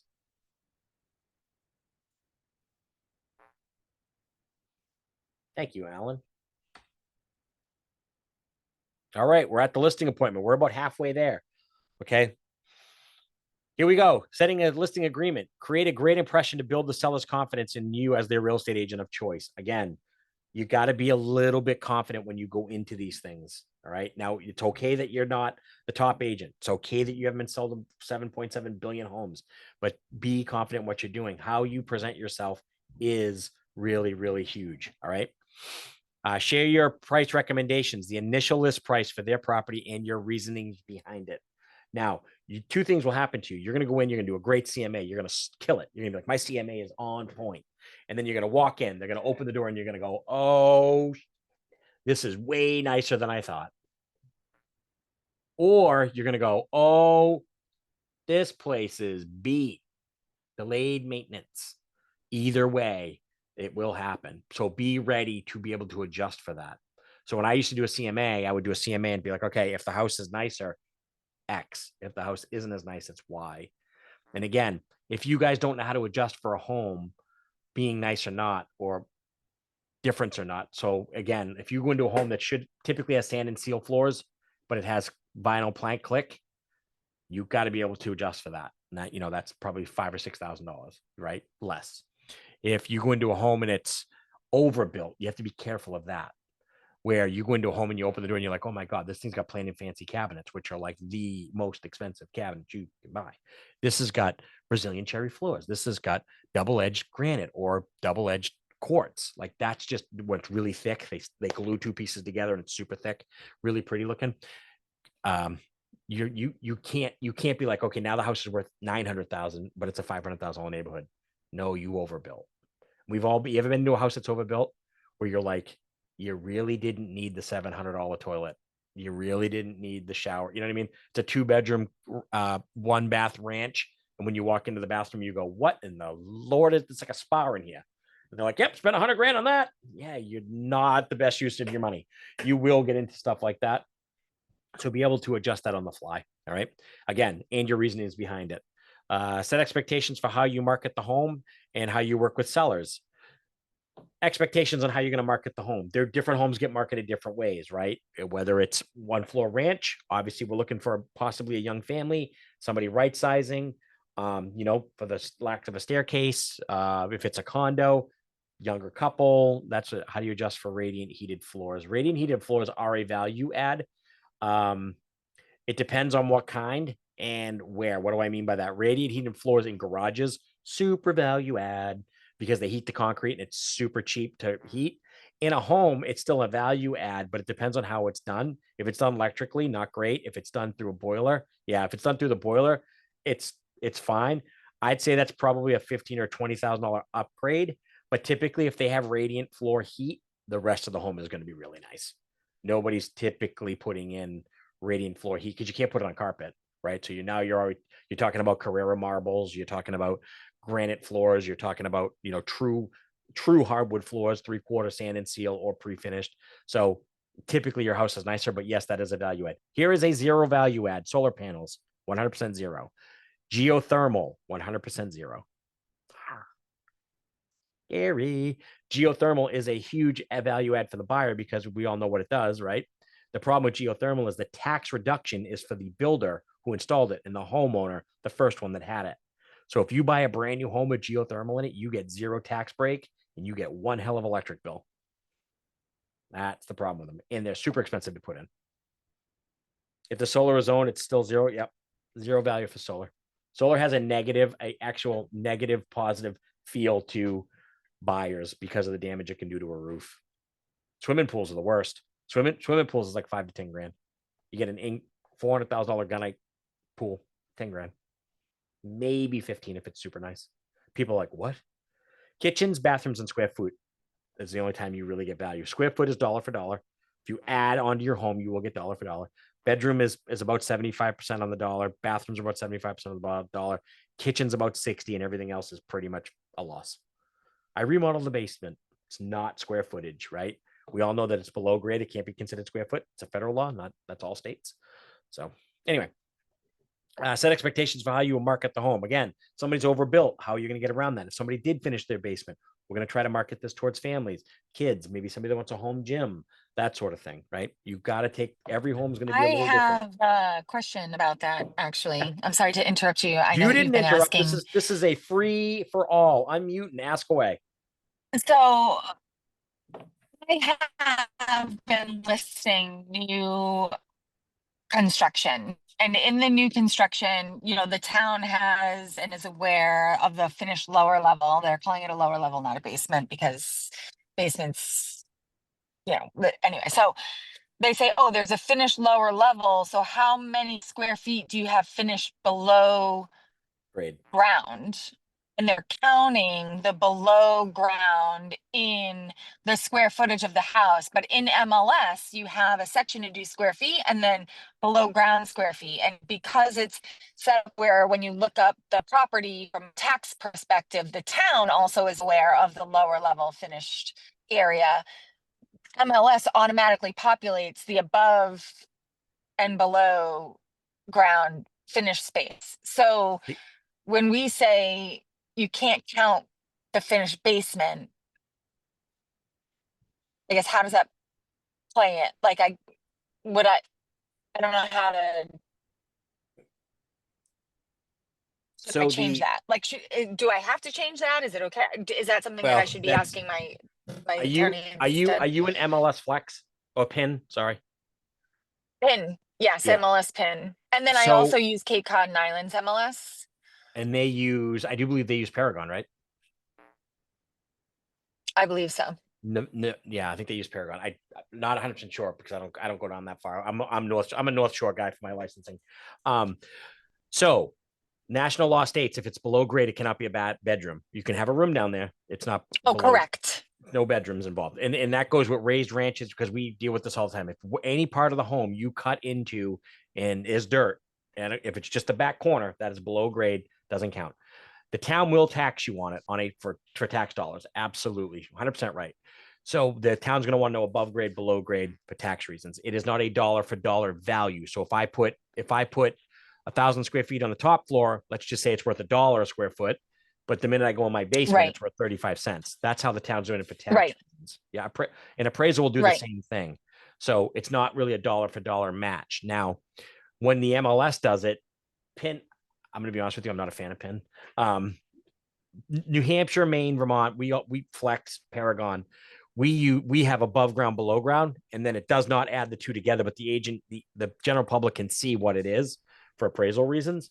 If PIN is adding the two together, you can't stop that, right? That's called a radio. PIN is adding the two together. Yeah. Yeah. And if you're doing that, And there's nothing you can do about it. Zillow, Redfin, everyone has it added together because PIN Which is then adding it throws off together. his estimate because they're using a per square foot price, which sucks. Correct. And the Yeah. per square foot price is off. It's lower because I took the, new construction per square foot price, and then like you said, I did, I cut that in half when I took into Yeah. account the lower level. Yep. That's crazy. So, Yep. okay. God bless Penn. Okay. Good question. Yeah. Though. Okay. Yeah, if you guys have any questions, just unmute. Don't. I'm not that guy that's gonna listen. Zoom etiquette's out the window. Okay, we're at it. We're over that. All right. So let's see. Moving on here. I'm on this one here. Let's see. Now the listing presentation: meet seller needs and wants. All right. So when you build this is typically where I would show you mine, but again, I don't have one, so I'm going to go over. I tried to grab Adam Dow's. So our mega agent, Adam Dow, sells about $190 million worth of real estate a year. He puts his listing presentation in our Google Drive for every agent to look at, but I unfortunately could not find it. I could find one, but it was old. I just wanted to show you guys what he's putting in his, an agent that just sells real estate at an extremely high level. Your listing presentations, obviously so hold on, let's just get into here. So here's what Command has. Command's got 4 or 5 versions. Right? When you get into it, you can change them. Some of them are black, some of them are white. The black ones look amazing on computer. They got like a K and a W in them. As you look at them, they're like hologrammed in the back. You're like, man, the minute you print it, unless you have a zillion-dollar printer, not a fan. They look a little janky. So remember that if you're going to print 2 listing packets and your printer can't keep up with that much ink, it won't look that great. So design one, print one, see what it looks like, and adjust it. Even like on my screen here, this red is not KW red, and neither is like where it says needs. It looks a little pink to me. Print it first to make sure, because it could be a difference of your computer screen and your printer out back. But when you're building these things, obviously you want to do your needs. What is the seller looking for in a real estate agent? That is going to be pretty much set up in these, and you can customize them of what the seller needs. Again, marketing, exposure, what websites you're on, who you're feeding out to. Always remember to use what's called an IDX feed. You guys all have IDX feeds. That's what's zooming it out into the world. So make sure you're talking about your IDX feed. Launchpad, if you guys are using that. Zillow, Realtor.com, Homes.com, any subscription that you're paying for. I don't know if you guys are using Homes.com. I don't know if you guys are using Zillow at a higher level, premier packages. Make sure that you guys are adding that stuff to them, so that the client knows what's going on. All right. Let me get over here. Wait a minute. Back up. This page is essential, right? The client wants to know what you're going to be doing for them, and I would say that every agent that I just named off, every agent's going to have that on their page. What are you going to do that's different? Your marketing is different. And here's the biggest thing different that's going to separate everybody in this room from everybody in this room. It is your sphere. Who you know, right? Who you know will determine what kind of real estate and how fast you sell it. If you have people that are in the luxury world, and as you go into real estate, I want you guys to understand that this becomes a rabbit hole business really fast. I told you guys that my dad was a developer. He was very large scale. I got my real estate license. I started representing my dad a year into my business. He would not let me have his deals at first. I had 42 listings. I had a brand new subdivision. Everyone's like, oh my God, you're so lucky. It was 2009. The market was crashing. It wasn't great. Anyway, but as I did that, my business became new construction my entire career, not because of my dad. My dad retired 10 years into my career. He retired, but through my dad, I met other builders. I met land developers. I met people that buy land in front lots to builders. I met these people. So I went down the rabbit hole of new construction. If you get into business, depending on your sphere, and that brings you down into the multifamily world, get ready. If you don't want to do multifamilies, you need to. It is the hardest pivot to get off that ramp, but get off the ramp. I'm not a fan of multifamilies. I probably sold 100 multifamilies in my career. But every time I don't like walking through other people's homes when they don't want you in there. And that's how tenants are. Tenants are like this. And they don't leave. And that freaks me out. I believe in privacy. So again, remember when I told you how you feel personally? I feel as though people have their privacy, right? For me to be walking through your house while your kids eating macaroni because they don't want to leave, and who God only knows what's going on in the corner, and the house smells like stuff I've never smelled before, did not feel comfortable for me.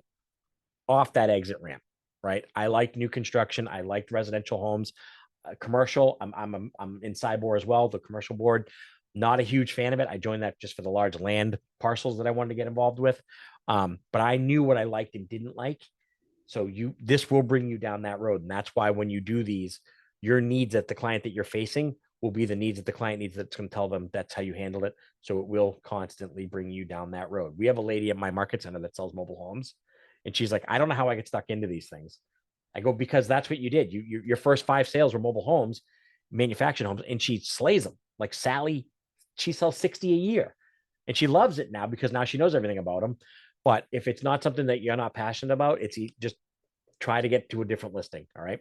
But making sure that you get these are essential. Your needs come first to the seller. What their needs are is always going to be the price, commission, and how you market it. Right. And then fourth, which I think is backwards, but number 4 is going to be your knowledge.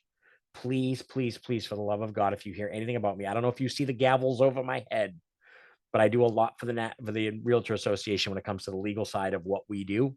Please be very versed in your contracts. That's where you will shine for your clients. All right. Where you are really good. And I know if you're a mass agent, you guys don't really get involved in the contracts. You guys do a lot of attorney involvement. Oh, I got some people. I lost one. You guys have attorneys. New Hampshire, we don't. We write everything here in New Hampshire. All of our clauses, everything get written by the agent. But understand your contracts at a high level so that you can actually bring that to the table. But those are the 4 things a client truly, really wants. All right. So on here, you see, what is the one thing that has to happen to make this dream scenario a new reality? Stress-free. Everybody wants a stress-free deal. You have to be honest, but you are the filter of the deal. Meaning, I'm doing a deal with Drew. Drew calls me up and he's a little hot under the collar because something happened with the lending. Jay, the lender's an effing idiot. He's a moron. I'm sorry this is happening, but I got to extend the deal. Don't kill the messenger. Like, this is what stuff you're going to hear. I don't think I'm going to relay those words for. I understand Drew's upset. I understand Drew's trying to close a deal with me, and I appreciate that. I thank Drew for his time and being honest with me. But I'm going to call my client just like, hey, just got off with the other agent, had a great conversation. Unfortunately, the lending's not going the way the buyer is. The buyer's agent is working on it diligently. Like, I'm not going to throw Drew's pissed. I'm not going to say, oh, the other agent was dropping F-bombs and calling his client a moron. Like, you can feed a fire, right? You know that friend in high school that when something happened, they were like sitting there, like throwing more fire in before you know it, there's a fight out in the parking lot or out in the cornfield. You can tell I'm a New Hampshire boy. You know what I mean? It's one of those things that can truly happen. And this is the same thing in real estate. You have to be a little bit of the filter, but you have to be truthful. You can't listen. We have to extend it. Now, your client's going to be like, you know what? You tell those buyers to screw off. You're going to get that. And then you're going to be like, Drew, I just talked to the client. Let me tell you, man, they're a little upset, but they think they're going to do it. You know, you're letting them know, but not dropping the exact words that were being used. So that's but scenario and reality. Obviously, one thing that has to happen to make the dream scenario, make it easy for me. Don't bring drama to my deal, right? I'll bring the drama. I need you to handle it. All right. How can I make that happen for you? How do they want to communicate? It's another big one. You're going to hear communication a lot. I will say this, and we do a thing called new agent orientation at my market center, and I teach it. And I say all the time, I say, raise your hand if you're a millennial. Congratulations, you guys like to text. Congratulations. I don't mind texting, but I'm not going to have conversations through text. You want to tell me you're 15 minutes late for a showing? Perfect. You want to tell me an offer is coming over? Great. You want to tell me that your third table to the left at the restaurant? Awesome. If you're going to do a dissertation on a text message, I'm going to find you and strangle you. So your client may only want to text. That's okay. I will text back. I would tell you as a broker of many states, don't text. It's really bad. Okay. But if that's how they want to communicate, that's how they want to communicate. If they say, hey, only phone. Hey, I only sign contracts in blue ink. Okay. That's how she wants to. That's what makes you feel comfortable. That's what I'm here to do. Right. How do I work with you? What makes you comfortable? What is important to you? Right. I've had clients say, I don't want to hear any of the negative. I want you to show the property, keys there, lock boxes there. We're going to be gone for 2 months. Sell the property and only send me offers. Great. Per our conversation today, that's going to be an email because I'm not going to go down for not having great communication. But what they're answering these questions is huge. If we could add just one more thing to make this process even better, what would that be? And then why is that important to you? Right. Asking great questions to a client. These are when you get into command, there's pages of this stuff. So you guys can grab the ones that work for you. Right. But asking clients how they want to be handled is okay. If you get to a point where you understand the disc profile really well, you can almost have a conversation over the phone, be able to build one of these sheets, because you should have a couple, grab it, and you already know what the answers are going to be, but you want to let them know that you care about how they want to be communicated with, because that is huge. What would make this a better experience? Because I'm here to tell you, a head of lettuce can sell real estate. I see it every day, right? How the client feels about how you handle it is the key, because that's where they say, I had a great experience with this agent. What did they do? Just the way they communicated with me was great. The fact that they only called me at 5:30 when I knew I was getting out of work. I mean, They didn't bother me with the little stuff. Everything that they brought to the table was a problem. We solved it together. That's a huge one. I feel as though here's the problem. I just got the phone with Drew. We have to extend the closing. How do you feel about extending the closing? These are the reasons why. What are your suggestions? Blah, blah, blah, blah, blah, blah, blah, blah, blah. That's a great idea. That's a great idea. We can't do that because, and let's get back to Drew and add that. Now you're corroborating. They like that. Sellers, buyers, doesn't matter. When they feel like they're involved, because here's the number one thing you pay attention to when you're dealing with a loan officer, a title company, an attorney, another agent. I feel as though I think you should. I want to. I know you're wrong. When you hear the word I always stop and say, I can appreciate what you think. What does your client think? Like if you ever have me on the other side of a deal, that you can hear me say as the broker, like it's never about what I think as the agent. It's what my client wants. Right. So just remember that and you'll be all right. All right. What else we got? I am knowledgeable and caring and the best agent for these clients. They will appreciate my experience and preparation and choose me to represent them to sell their home. And that's true. I do agree with that statement, that if you got to be knowledgeable, you got to be caring, you're the best agent for them. You guys, just being in this room, I will tell you that if you guys sit in this room and you guys go to 3 contrast classes for the remainder of 2025, you know more than half the agents out there. I always said, I'm also in what's called Leadership Academy for National Association of Realtors. I said, we have about 40,000 realtors in New England. I said, we have about 100,000 licensees. I said, so we have about 1,500 really good agents, good real estate realtors. We have about 10,000 realtors. And I said, we have about 20 or 25,000 snake oil salesmen. Having some care and skill really will go a long way in this business. And those are the people that have been in business a long time. Talk to people in your market center that have been around a while. They know what they're doing. And they're not winging it. They actually, like, how would you handle this? How would you handle an escalation clause? How would you handle dual agency?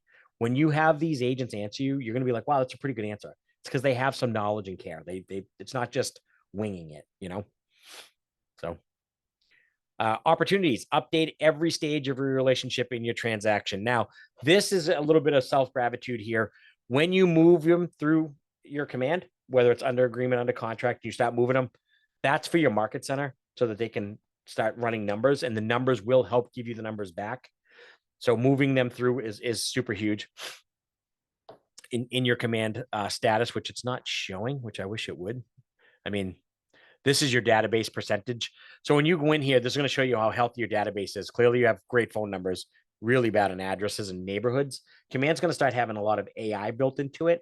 So when AI comes into it, it's going to be able to go on your Facebook page, and your friend's going to say something like, expecting in 9 months, Johnny's going to have a sister, wedding, whatever it may be. Your AI is going to say, boom, that person lives in this town, and it's going to send you something. That's why they want you to have the addresses and neighborhoods. It's going to say, these homes are for sale. Your friend Jay Westcott just announced the other day he's possibly having a baby.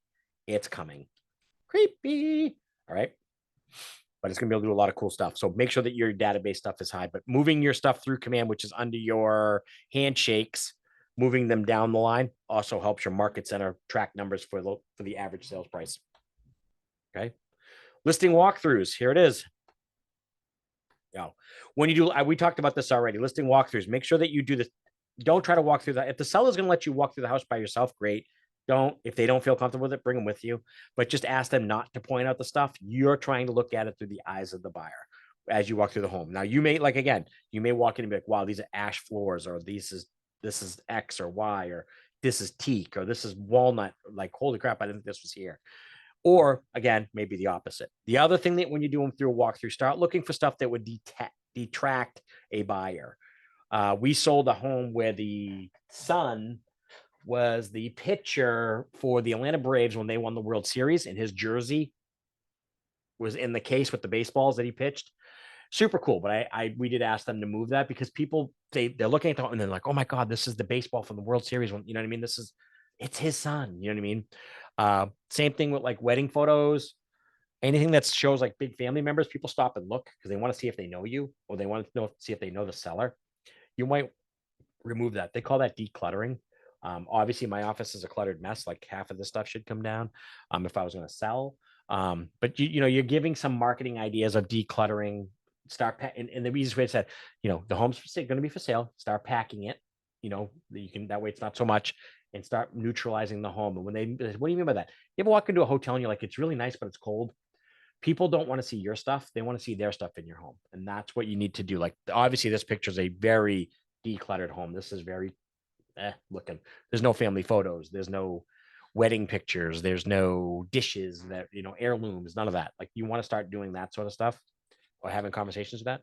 And then handwritten notes. I know this sounds really old school, but this is super, super huge. They teach us at all Keller Williams events. Writing a thank you card. So anytime you're at like a Hallmark or paper store or any kind of a place like that, I don't know what you guys call them, and you see thank you cards, grab them, grab different ones, grab holiday cards, birthday cards, anniversary cards, because you can do anniversary for homes. I used to buy all my Christmas cards literally the day after Christmas. I'd go down to Nicole's Hallmark, downtown Dover, and everything would be 50% off, and they would be the really nice bougie cards, and I'd just buy everything they had. That way I'd use them for next year. And just constantly having cards with handwritten notes, thanking people thank you for giving me the time to meet you. You have an amazing home. I can't wait to look forward to working with you in the future. Or I know now is not the time to sell. If you think of anybody that would like to sell their homes, they could use my services, please reach out. Or it was great meeting you. And I hope you do I hope you're the best working with the other agent. If I have a buyer, I'll be sure to make sure that I bring my buyer through your home. It was nice meeting you. Something. Send them something that is handwritten. If you have handwriting that looks like a doctor, that's fine.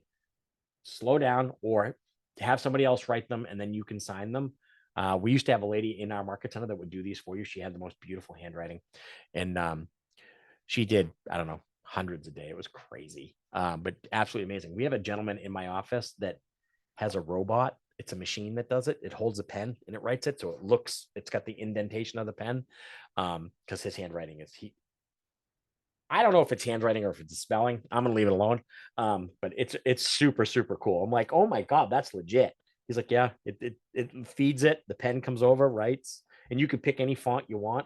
I'm like, well, then wait until they see your real handwriting. But handwritten notes are huge. You ever get like, there's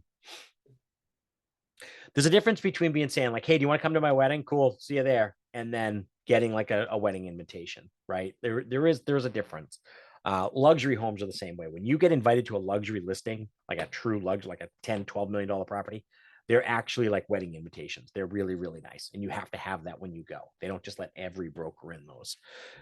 You know, and when you do that back to a client, you're going one step further than the two other agents that didn't do that. And all of a sudden you get that call. You know what? The last minute last night, we were thinking we're not going to go with Jay. We're going to go with you. Your handwritten card just meant the world to us. Like, you'd be shocked at what the little things will do that actually add up. All right. Training gets you better with feedback. Give us yours. KWU eval. If you guys would like to tell the market center how great I was or wasn't, here's your opportunity to do that. Let's see if we can put that back up. KW Cares. Does everybody know what KW Cares is? Oh, I love that. KW Cares is something I actually, I don't even know. I don't know. I have a Martha Squire Awards. I don't know where they, I think they're on the corner around the wall here. KW Cares is a 501c3 nonprofit. It's for Keller Williams agents. The only reason why I'm so passionate about this, because I've actually seen this work. We had a lady whose husband was in Florida. He was passed away, and KW Cares did give the money to ship his body back to New Hampshire so that they could bury the body. It was not cheap to get done, but KW Cares did grant her some money to do that, which was super cool. I've seen it in my market center. I don't know if you guys have seen it in yours. If you would like to learn about KW Cares, reach out to your team leader and they'll let you know. I will guarantee that every one of you, if you talk to somebody in your market center, has received a KW Cares grant. Somebody in the market center has received one during a time of need. It could be $5, could be whatever. I used to always try to give $5 or $10 for every closing. It's not a lot of money, but it does add up. It's super huge. It's super, super, super huge to do that. All right. That is something that I am pretty passionate about. Check it out. KW Next Gen. Have you guys done any of the Next Gen training? Anybody here? They just Love. Diane Love. She just did the Next Gen training at Keller Williams. Gary and her do it together. Super, super cool. You can learn more about it. Again, it's great for kids. You can send your kids to it, or you can do it yourself. I suggest do it yourself. It's really cool for kids that are kind of lost in high school, that they don't really know what to do. You can do it online. It's free to do. Gary treats it free. Brings you to your next level of what you want to do. Friends, your friends, clients, friends, whatever it is. He just talks about moving forward in life. It's really, really cool. Any ahas so far? Nothing. Then we're going to rip through this section. Here we go. Listing agreements. All right. Ahas to achieve. How has your thinking changed? What ideas and mindset were? What do you feel differently about? What is meaningful to you today? How will your behaviors be different going forward? What actions will you take? What tools, model systems will you use, and how will they make you accountable? Anyone have anything on that? And if you want, I can hit on any one of them. I can tell you some tools and systems you can use.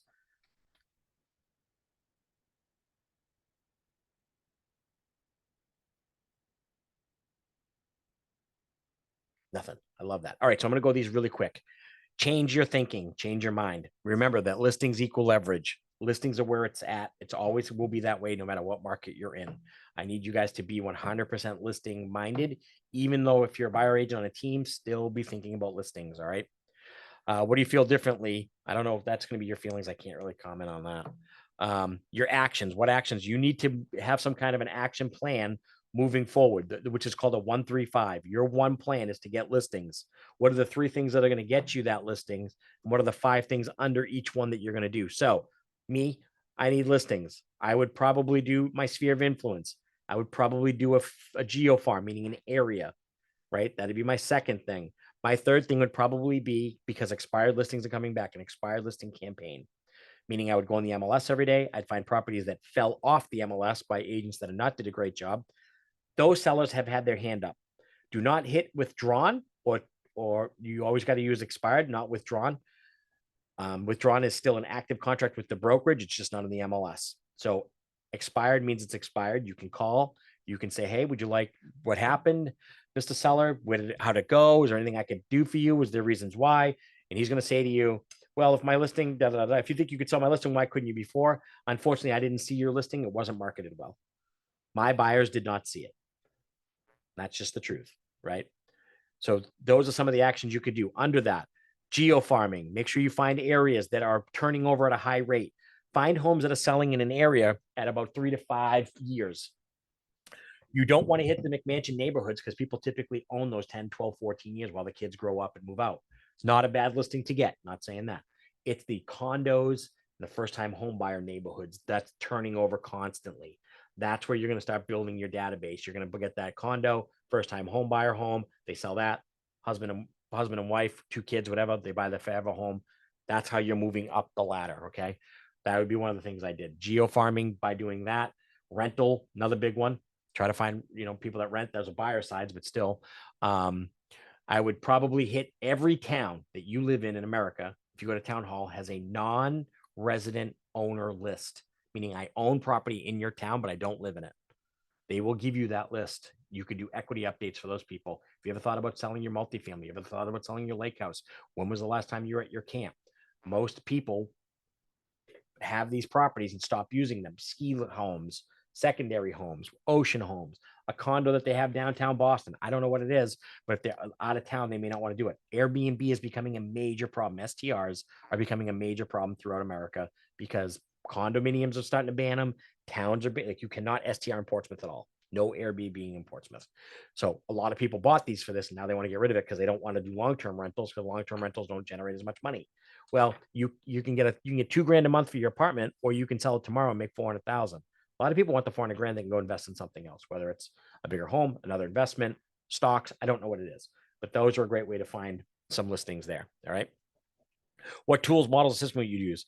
And how will you make yourself accountable? Accountable is going to be the hardest thing. Nobody can make you accountable. Being accountable is the hardest thing for humans to do, right? If you want to be a great hockey player, you got to be accountable. If you want to lose weight, you got to be accountable. If you want to be a mortgage broker, you got to be accountable. If you want to be a realtor, you got to be accountable, right? You got to have, congratulations, you work for yourself. Every day you don't wake up anymore and have a boss saying you got to do X, Y, and Z. You are the boss. You're the CEO, right? You are the man, the myth, the legend. You got to figure out how to do it. So that's your accountable. Your tools is command.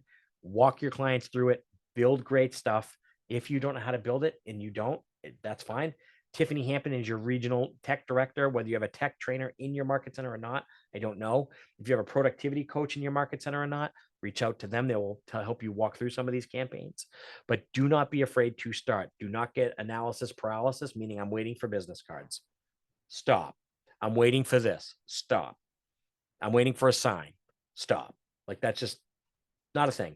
If you got a listing tomorrow, you could figure out how to get a sign, whether it's from another agent, from your market center, whatever. You would figure it the F out. So don't go down the road of, I don't have a business card, I can't do it. I don't have this, I can't do it. That's not a thing. Just get out there and do it.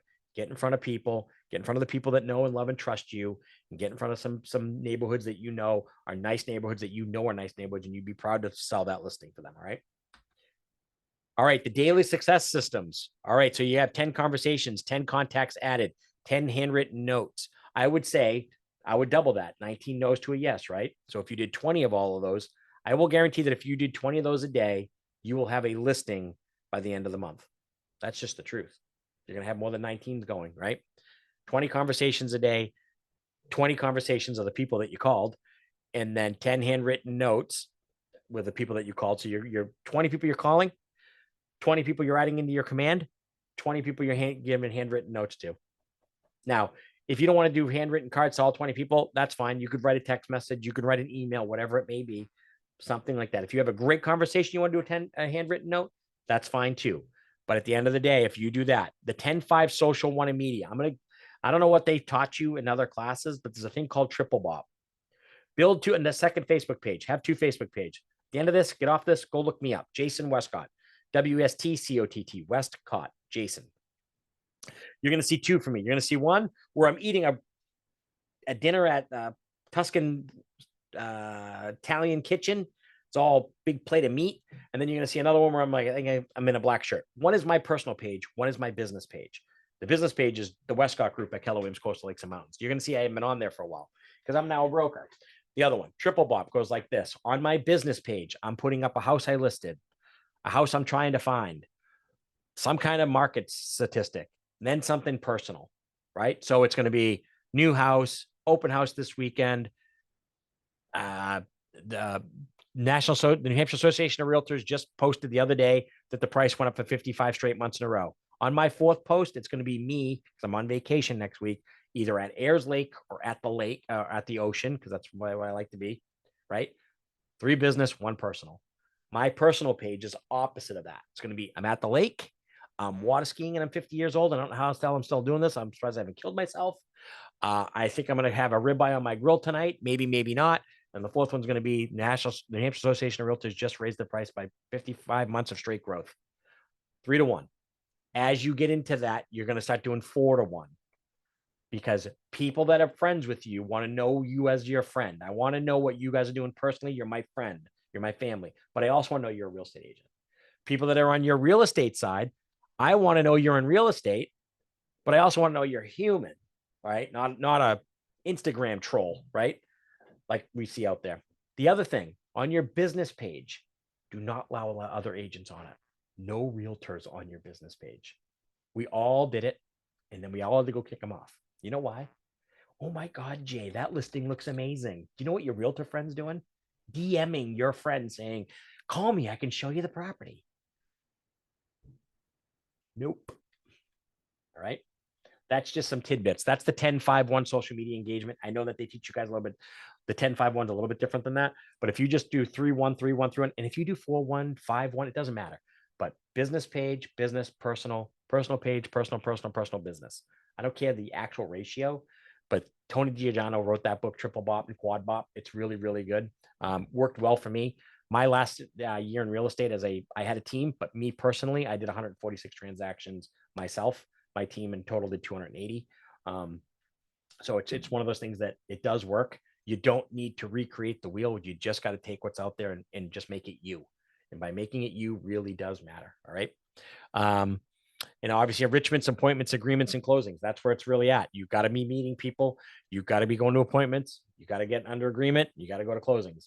Other than that, enrichments, the other thing I want to tell you guys to do is get into some kind of social gathering. I don't care if it's the realtor side. That's where I went. It could be sports. Another spot I went, I coached hockey for years. It could be the Rotary. It could be a little bit of all golf. If you guys are into golf, golf is huge. We have agents here that literally pull deals out of the golf courses from through people that they know. It doesn't matter what it is. When people that know and like you, and you got to be involved, you've got to get in front of people. This is an extremely hard business to do if you're going to be the agent that sticks your head in your turtle shell, right? Do we have an agent that does it? Yes. His name is Troy Williams. He's the #1 agent in Maine. And I don't know how he does it. It's got to be amazing because Troy's a super introvert. He'll even say that. He's like, I'm an introvert. Troy won't leave York, Maine. He will not leave the town of York. He needs an Uber driver if he goes any further than that. God bless him. All right. Other than that, again, the TPCA, be careful. If somebody says they're on the TPCA, I know you guys are supposed to be scrubbing lists. As the Ignite instructor here, scrub all your lists, scrub them twice, check them 3 times, and that's what it is. If you get caught where somebody says I'm on the TPCA and they're not, don't argue with them. Don't just be like, hey, because they might have registered 13 seconds ago. Apologize for being on it. I'm sorry that I called you. I'm going to update my list. I'll let them know. If the TPCA does not have you, I will let them know that it has it. If you're using any kind of a voice dialer, voice call, RedX, oh, I used to know the names of all of them. Voice, Land Voice, and another one. They have a button that you can click that says they're on it. If you do call somebody that's on it, that's fine. Don't call them again. It is exempt once they are your client. Once they're your client and they say, don't call me anymore, you're TPCA. That's not true. Once you have an agreement with them, that law goes away for them. All right. I engage every conversation with the spirit of contribution, and people are happy to be in relationship with me. These are some of the Garyisms that you guys are going to hear. I would definitely promote that you guys should engage in every conversation you can. If you hear about real estate being talked about, try to get involved with it. Obviously, don't butt in, but you will be after a while. Somebody will say, hey, you're talking about real estate. Let's grab my friend. My friend Drew knows about it. Let's give him a call. Or Drew, come over here. They're asking about stuff. Obviously, be careful what they say. You guys know about brokerage relationship laws. Somebody says, I just won the lottery and I want to buy your listing. Probably not the thing to be doing. Just make sure that you are actually talking to people. The real estate world is more than just selling real estate. Let's remember that, right? It is about workforce housing. It is about affordable housing indexes. It is about moving people, right-sizing people, moving people to where they need to be. It is about helping people in need that may need it, whether it's physically, financially, or emotionally, or spiritually, moving people out of their homes that they need. They don't need us until they need us. And once they need us bad. All right. Just remember that. And then we're going to do you guys want to role play? Do you guys want to hear some?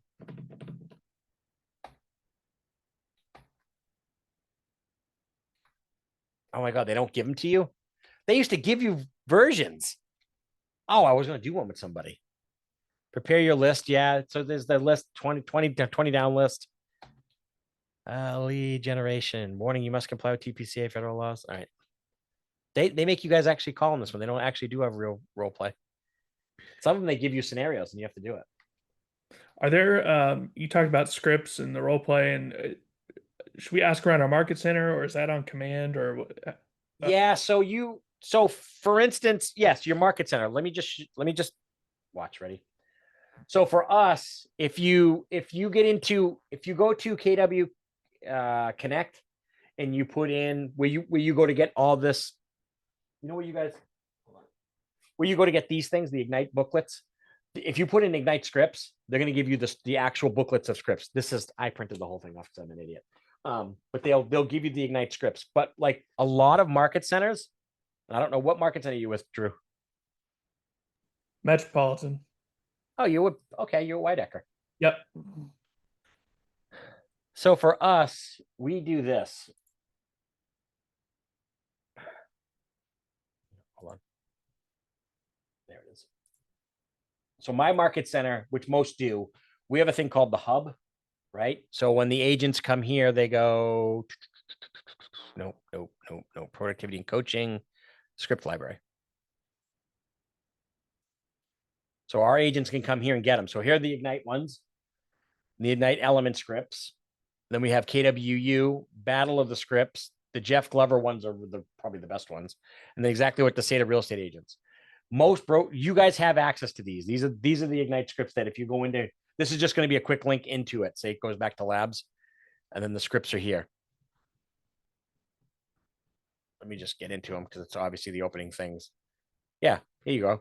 Calling professional service industries, door knocking scripts, social media messages. Remember I told you about the quad bot? These are some ideas.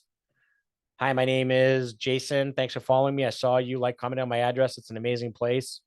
These are just all the scripts that you can, there's 13 pages of them. Just different things to say. And there's a million types of scripts in these. I think the element ones are going to be the ones that talk about commissions. Let's see if we can get to here we go. Listing presentation, which is what we talked about today. Why me? Delivering 10 plus, price it to sell. Oh yeah. Seller objection scripts. Here we go. 10. Price to sell. Prepare your advance. So you're probably interested in what your home is worth, right?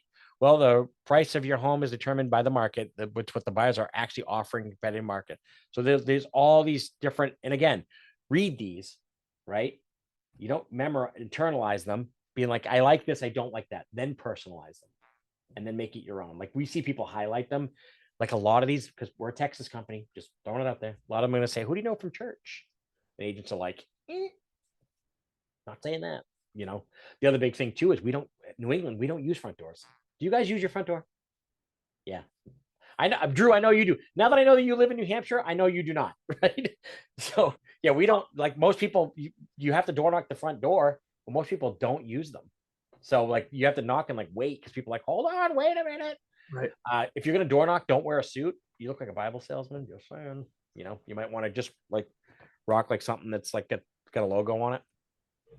Door knocking. If you're gonna do door knocking, it is the best. Guy and girl together. For one, it looks a little less aggressive, and for women, I'm just being honest, it's safer. Right, you were actually at the front door of someone's house. Last thing you need to be is dragged in somewhere. So. But these scripts are what's in there that you guys have access to under the Ignite element scripts, which are in KW Connect. We just, like I said, we just put them in here for us.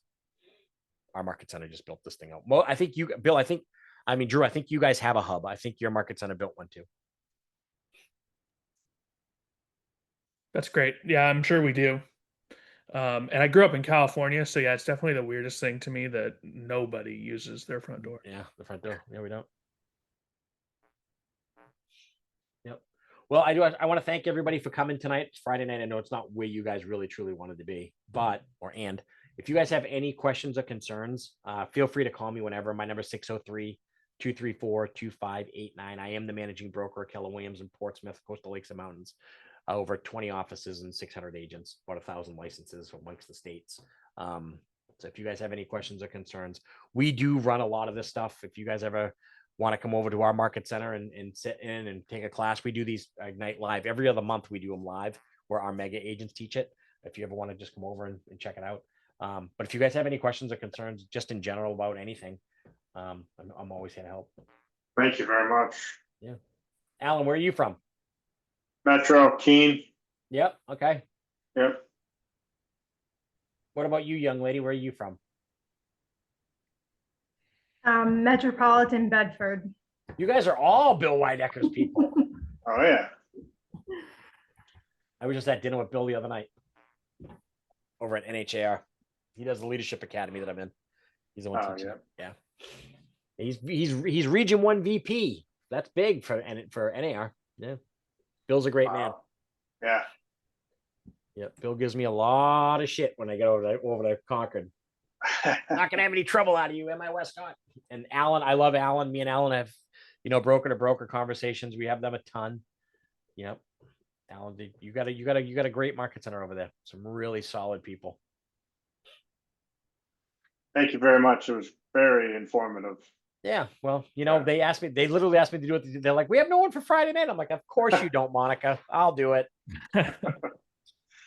Well, hey, So you guys are all New Hampshire people. I'm in Meredith, but I live in Dover. So Okay. I drive here a couple times a week. Yeah. Yep. yeah, really appreciate it. It's been a great class. I think 10 people still here at 8:30 is pretty impressive. So Right on a Friday night. Well, it's time. I hope everyone has a great weekend. If you guys need me, that's my number. Facebook me, whatever. My email is obviously like everyone else's in the room, right? Letter J, Westcott@kw.com. All right. Thanks, guys. Thank you. Thank you.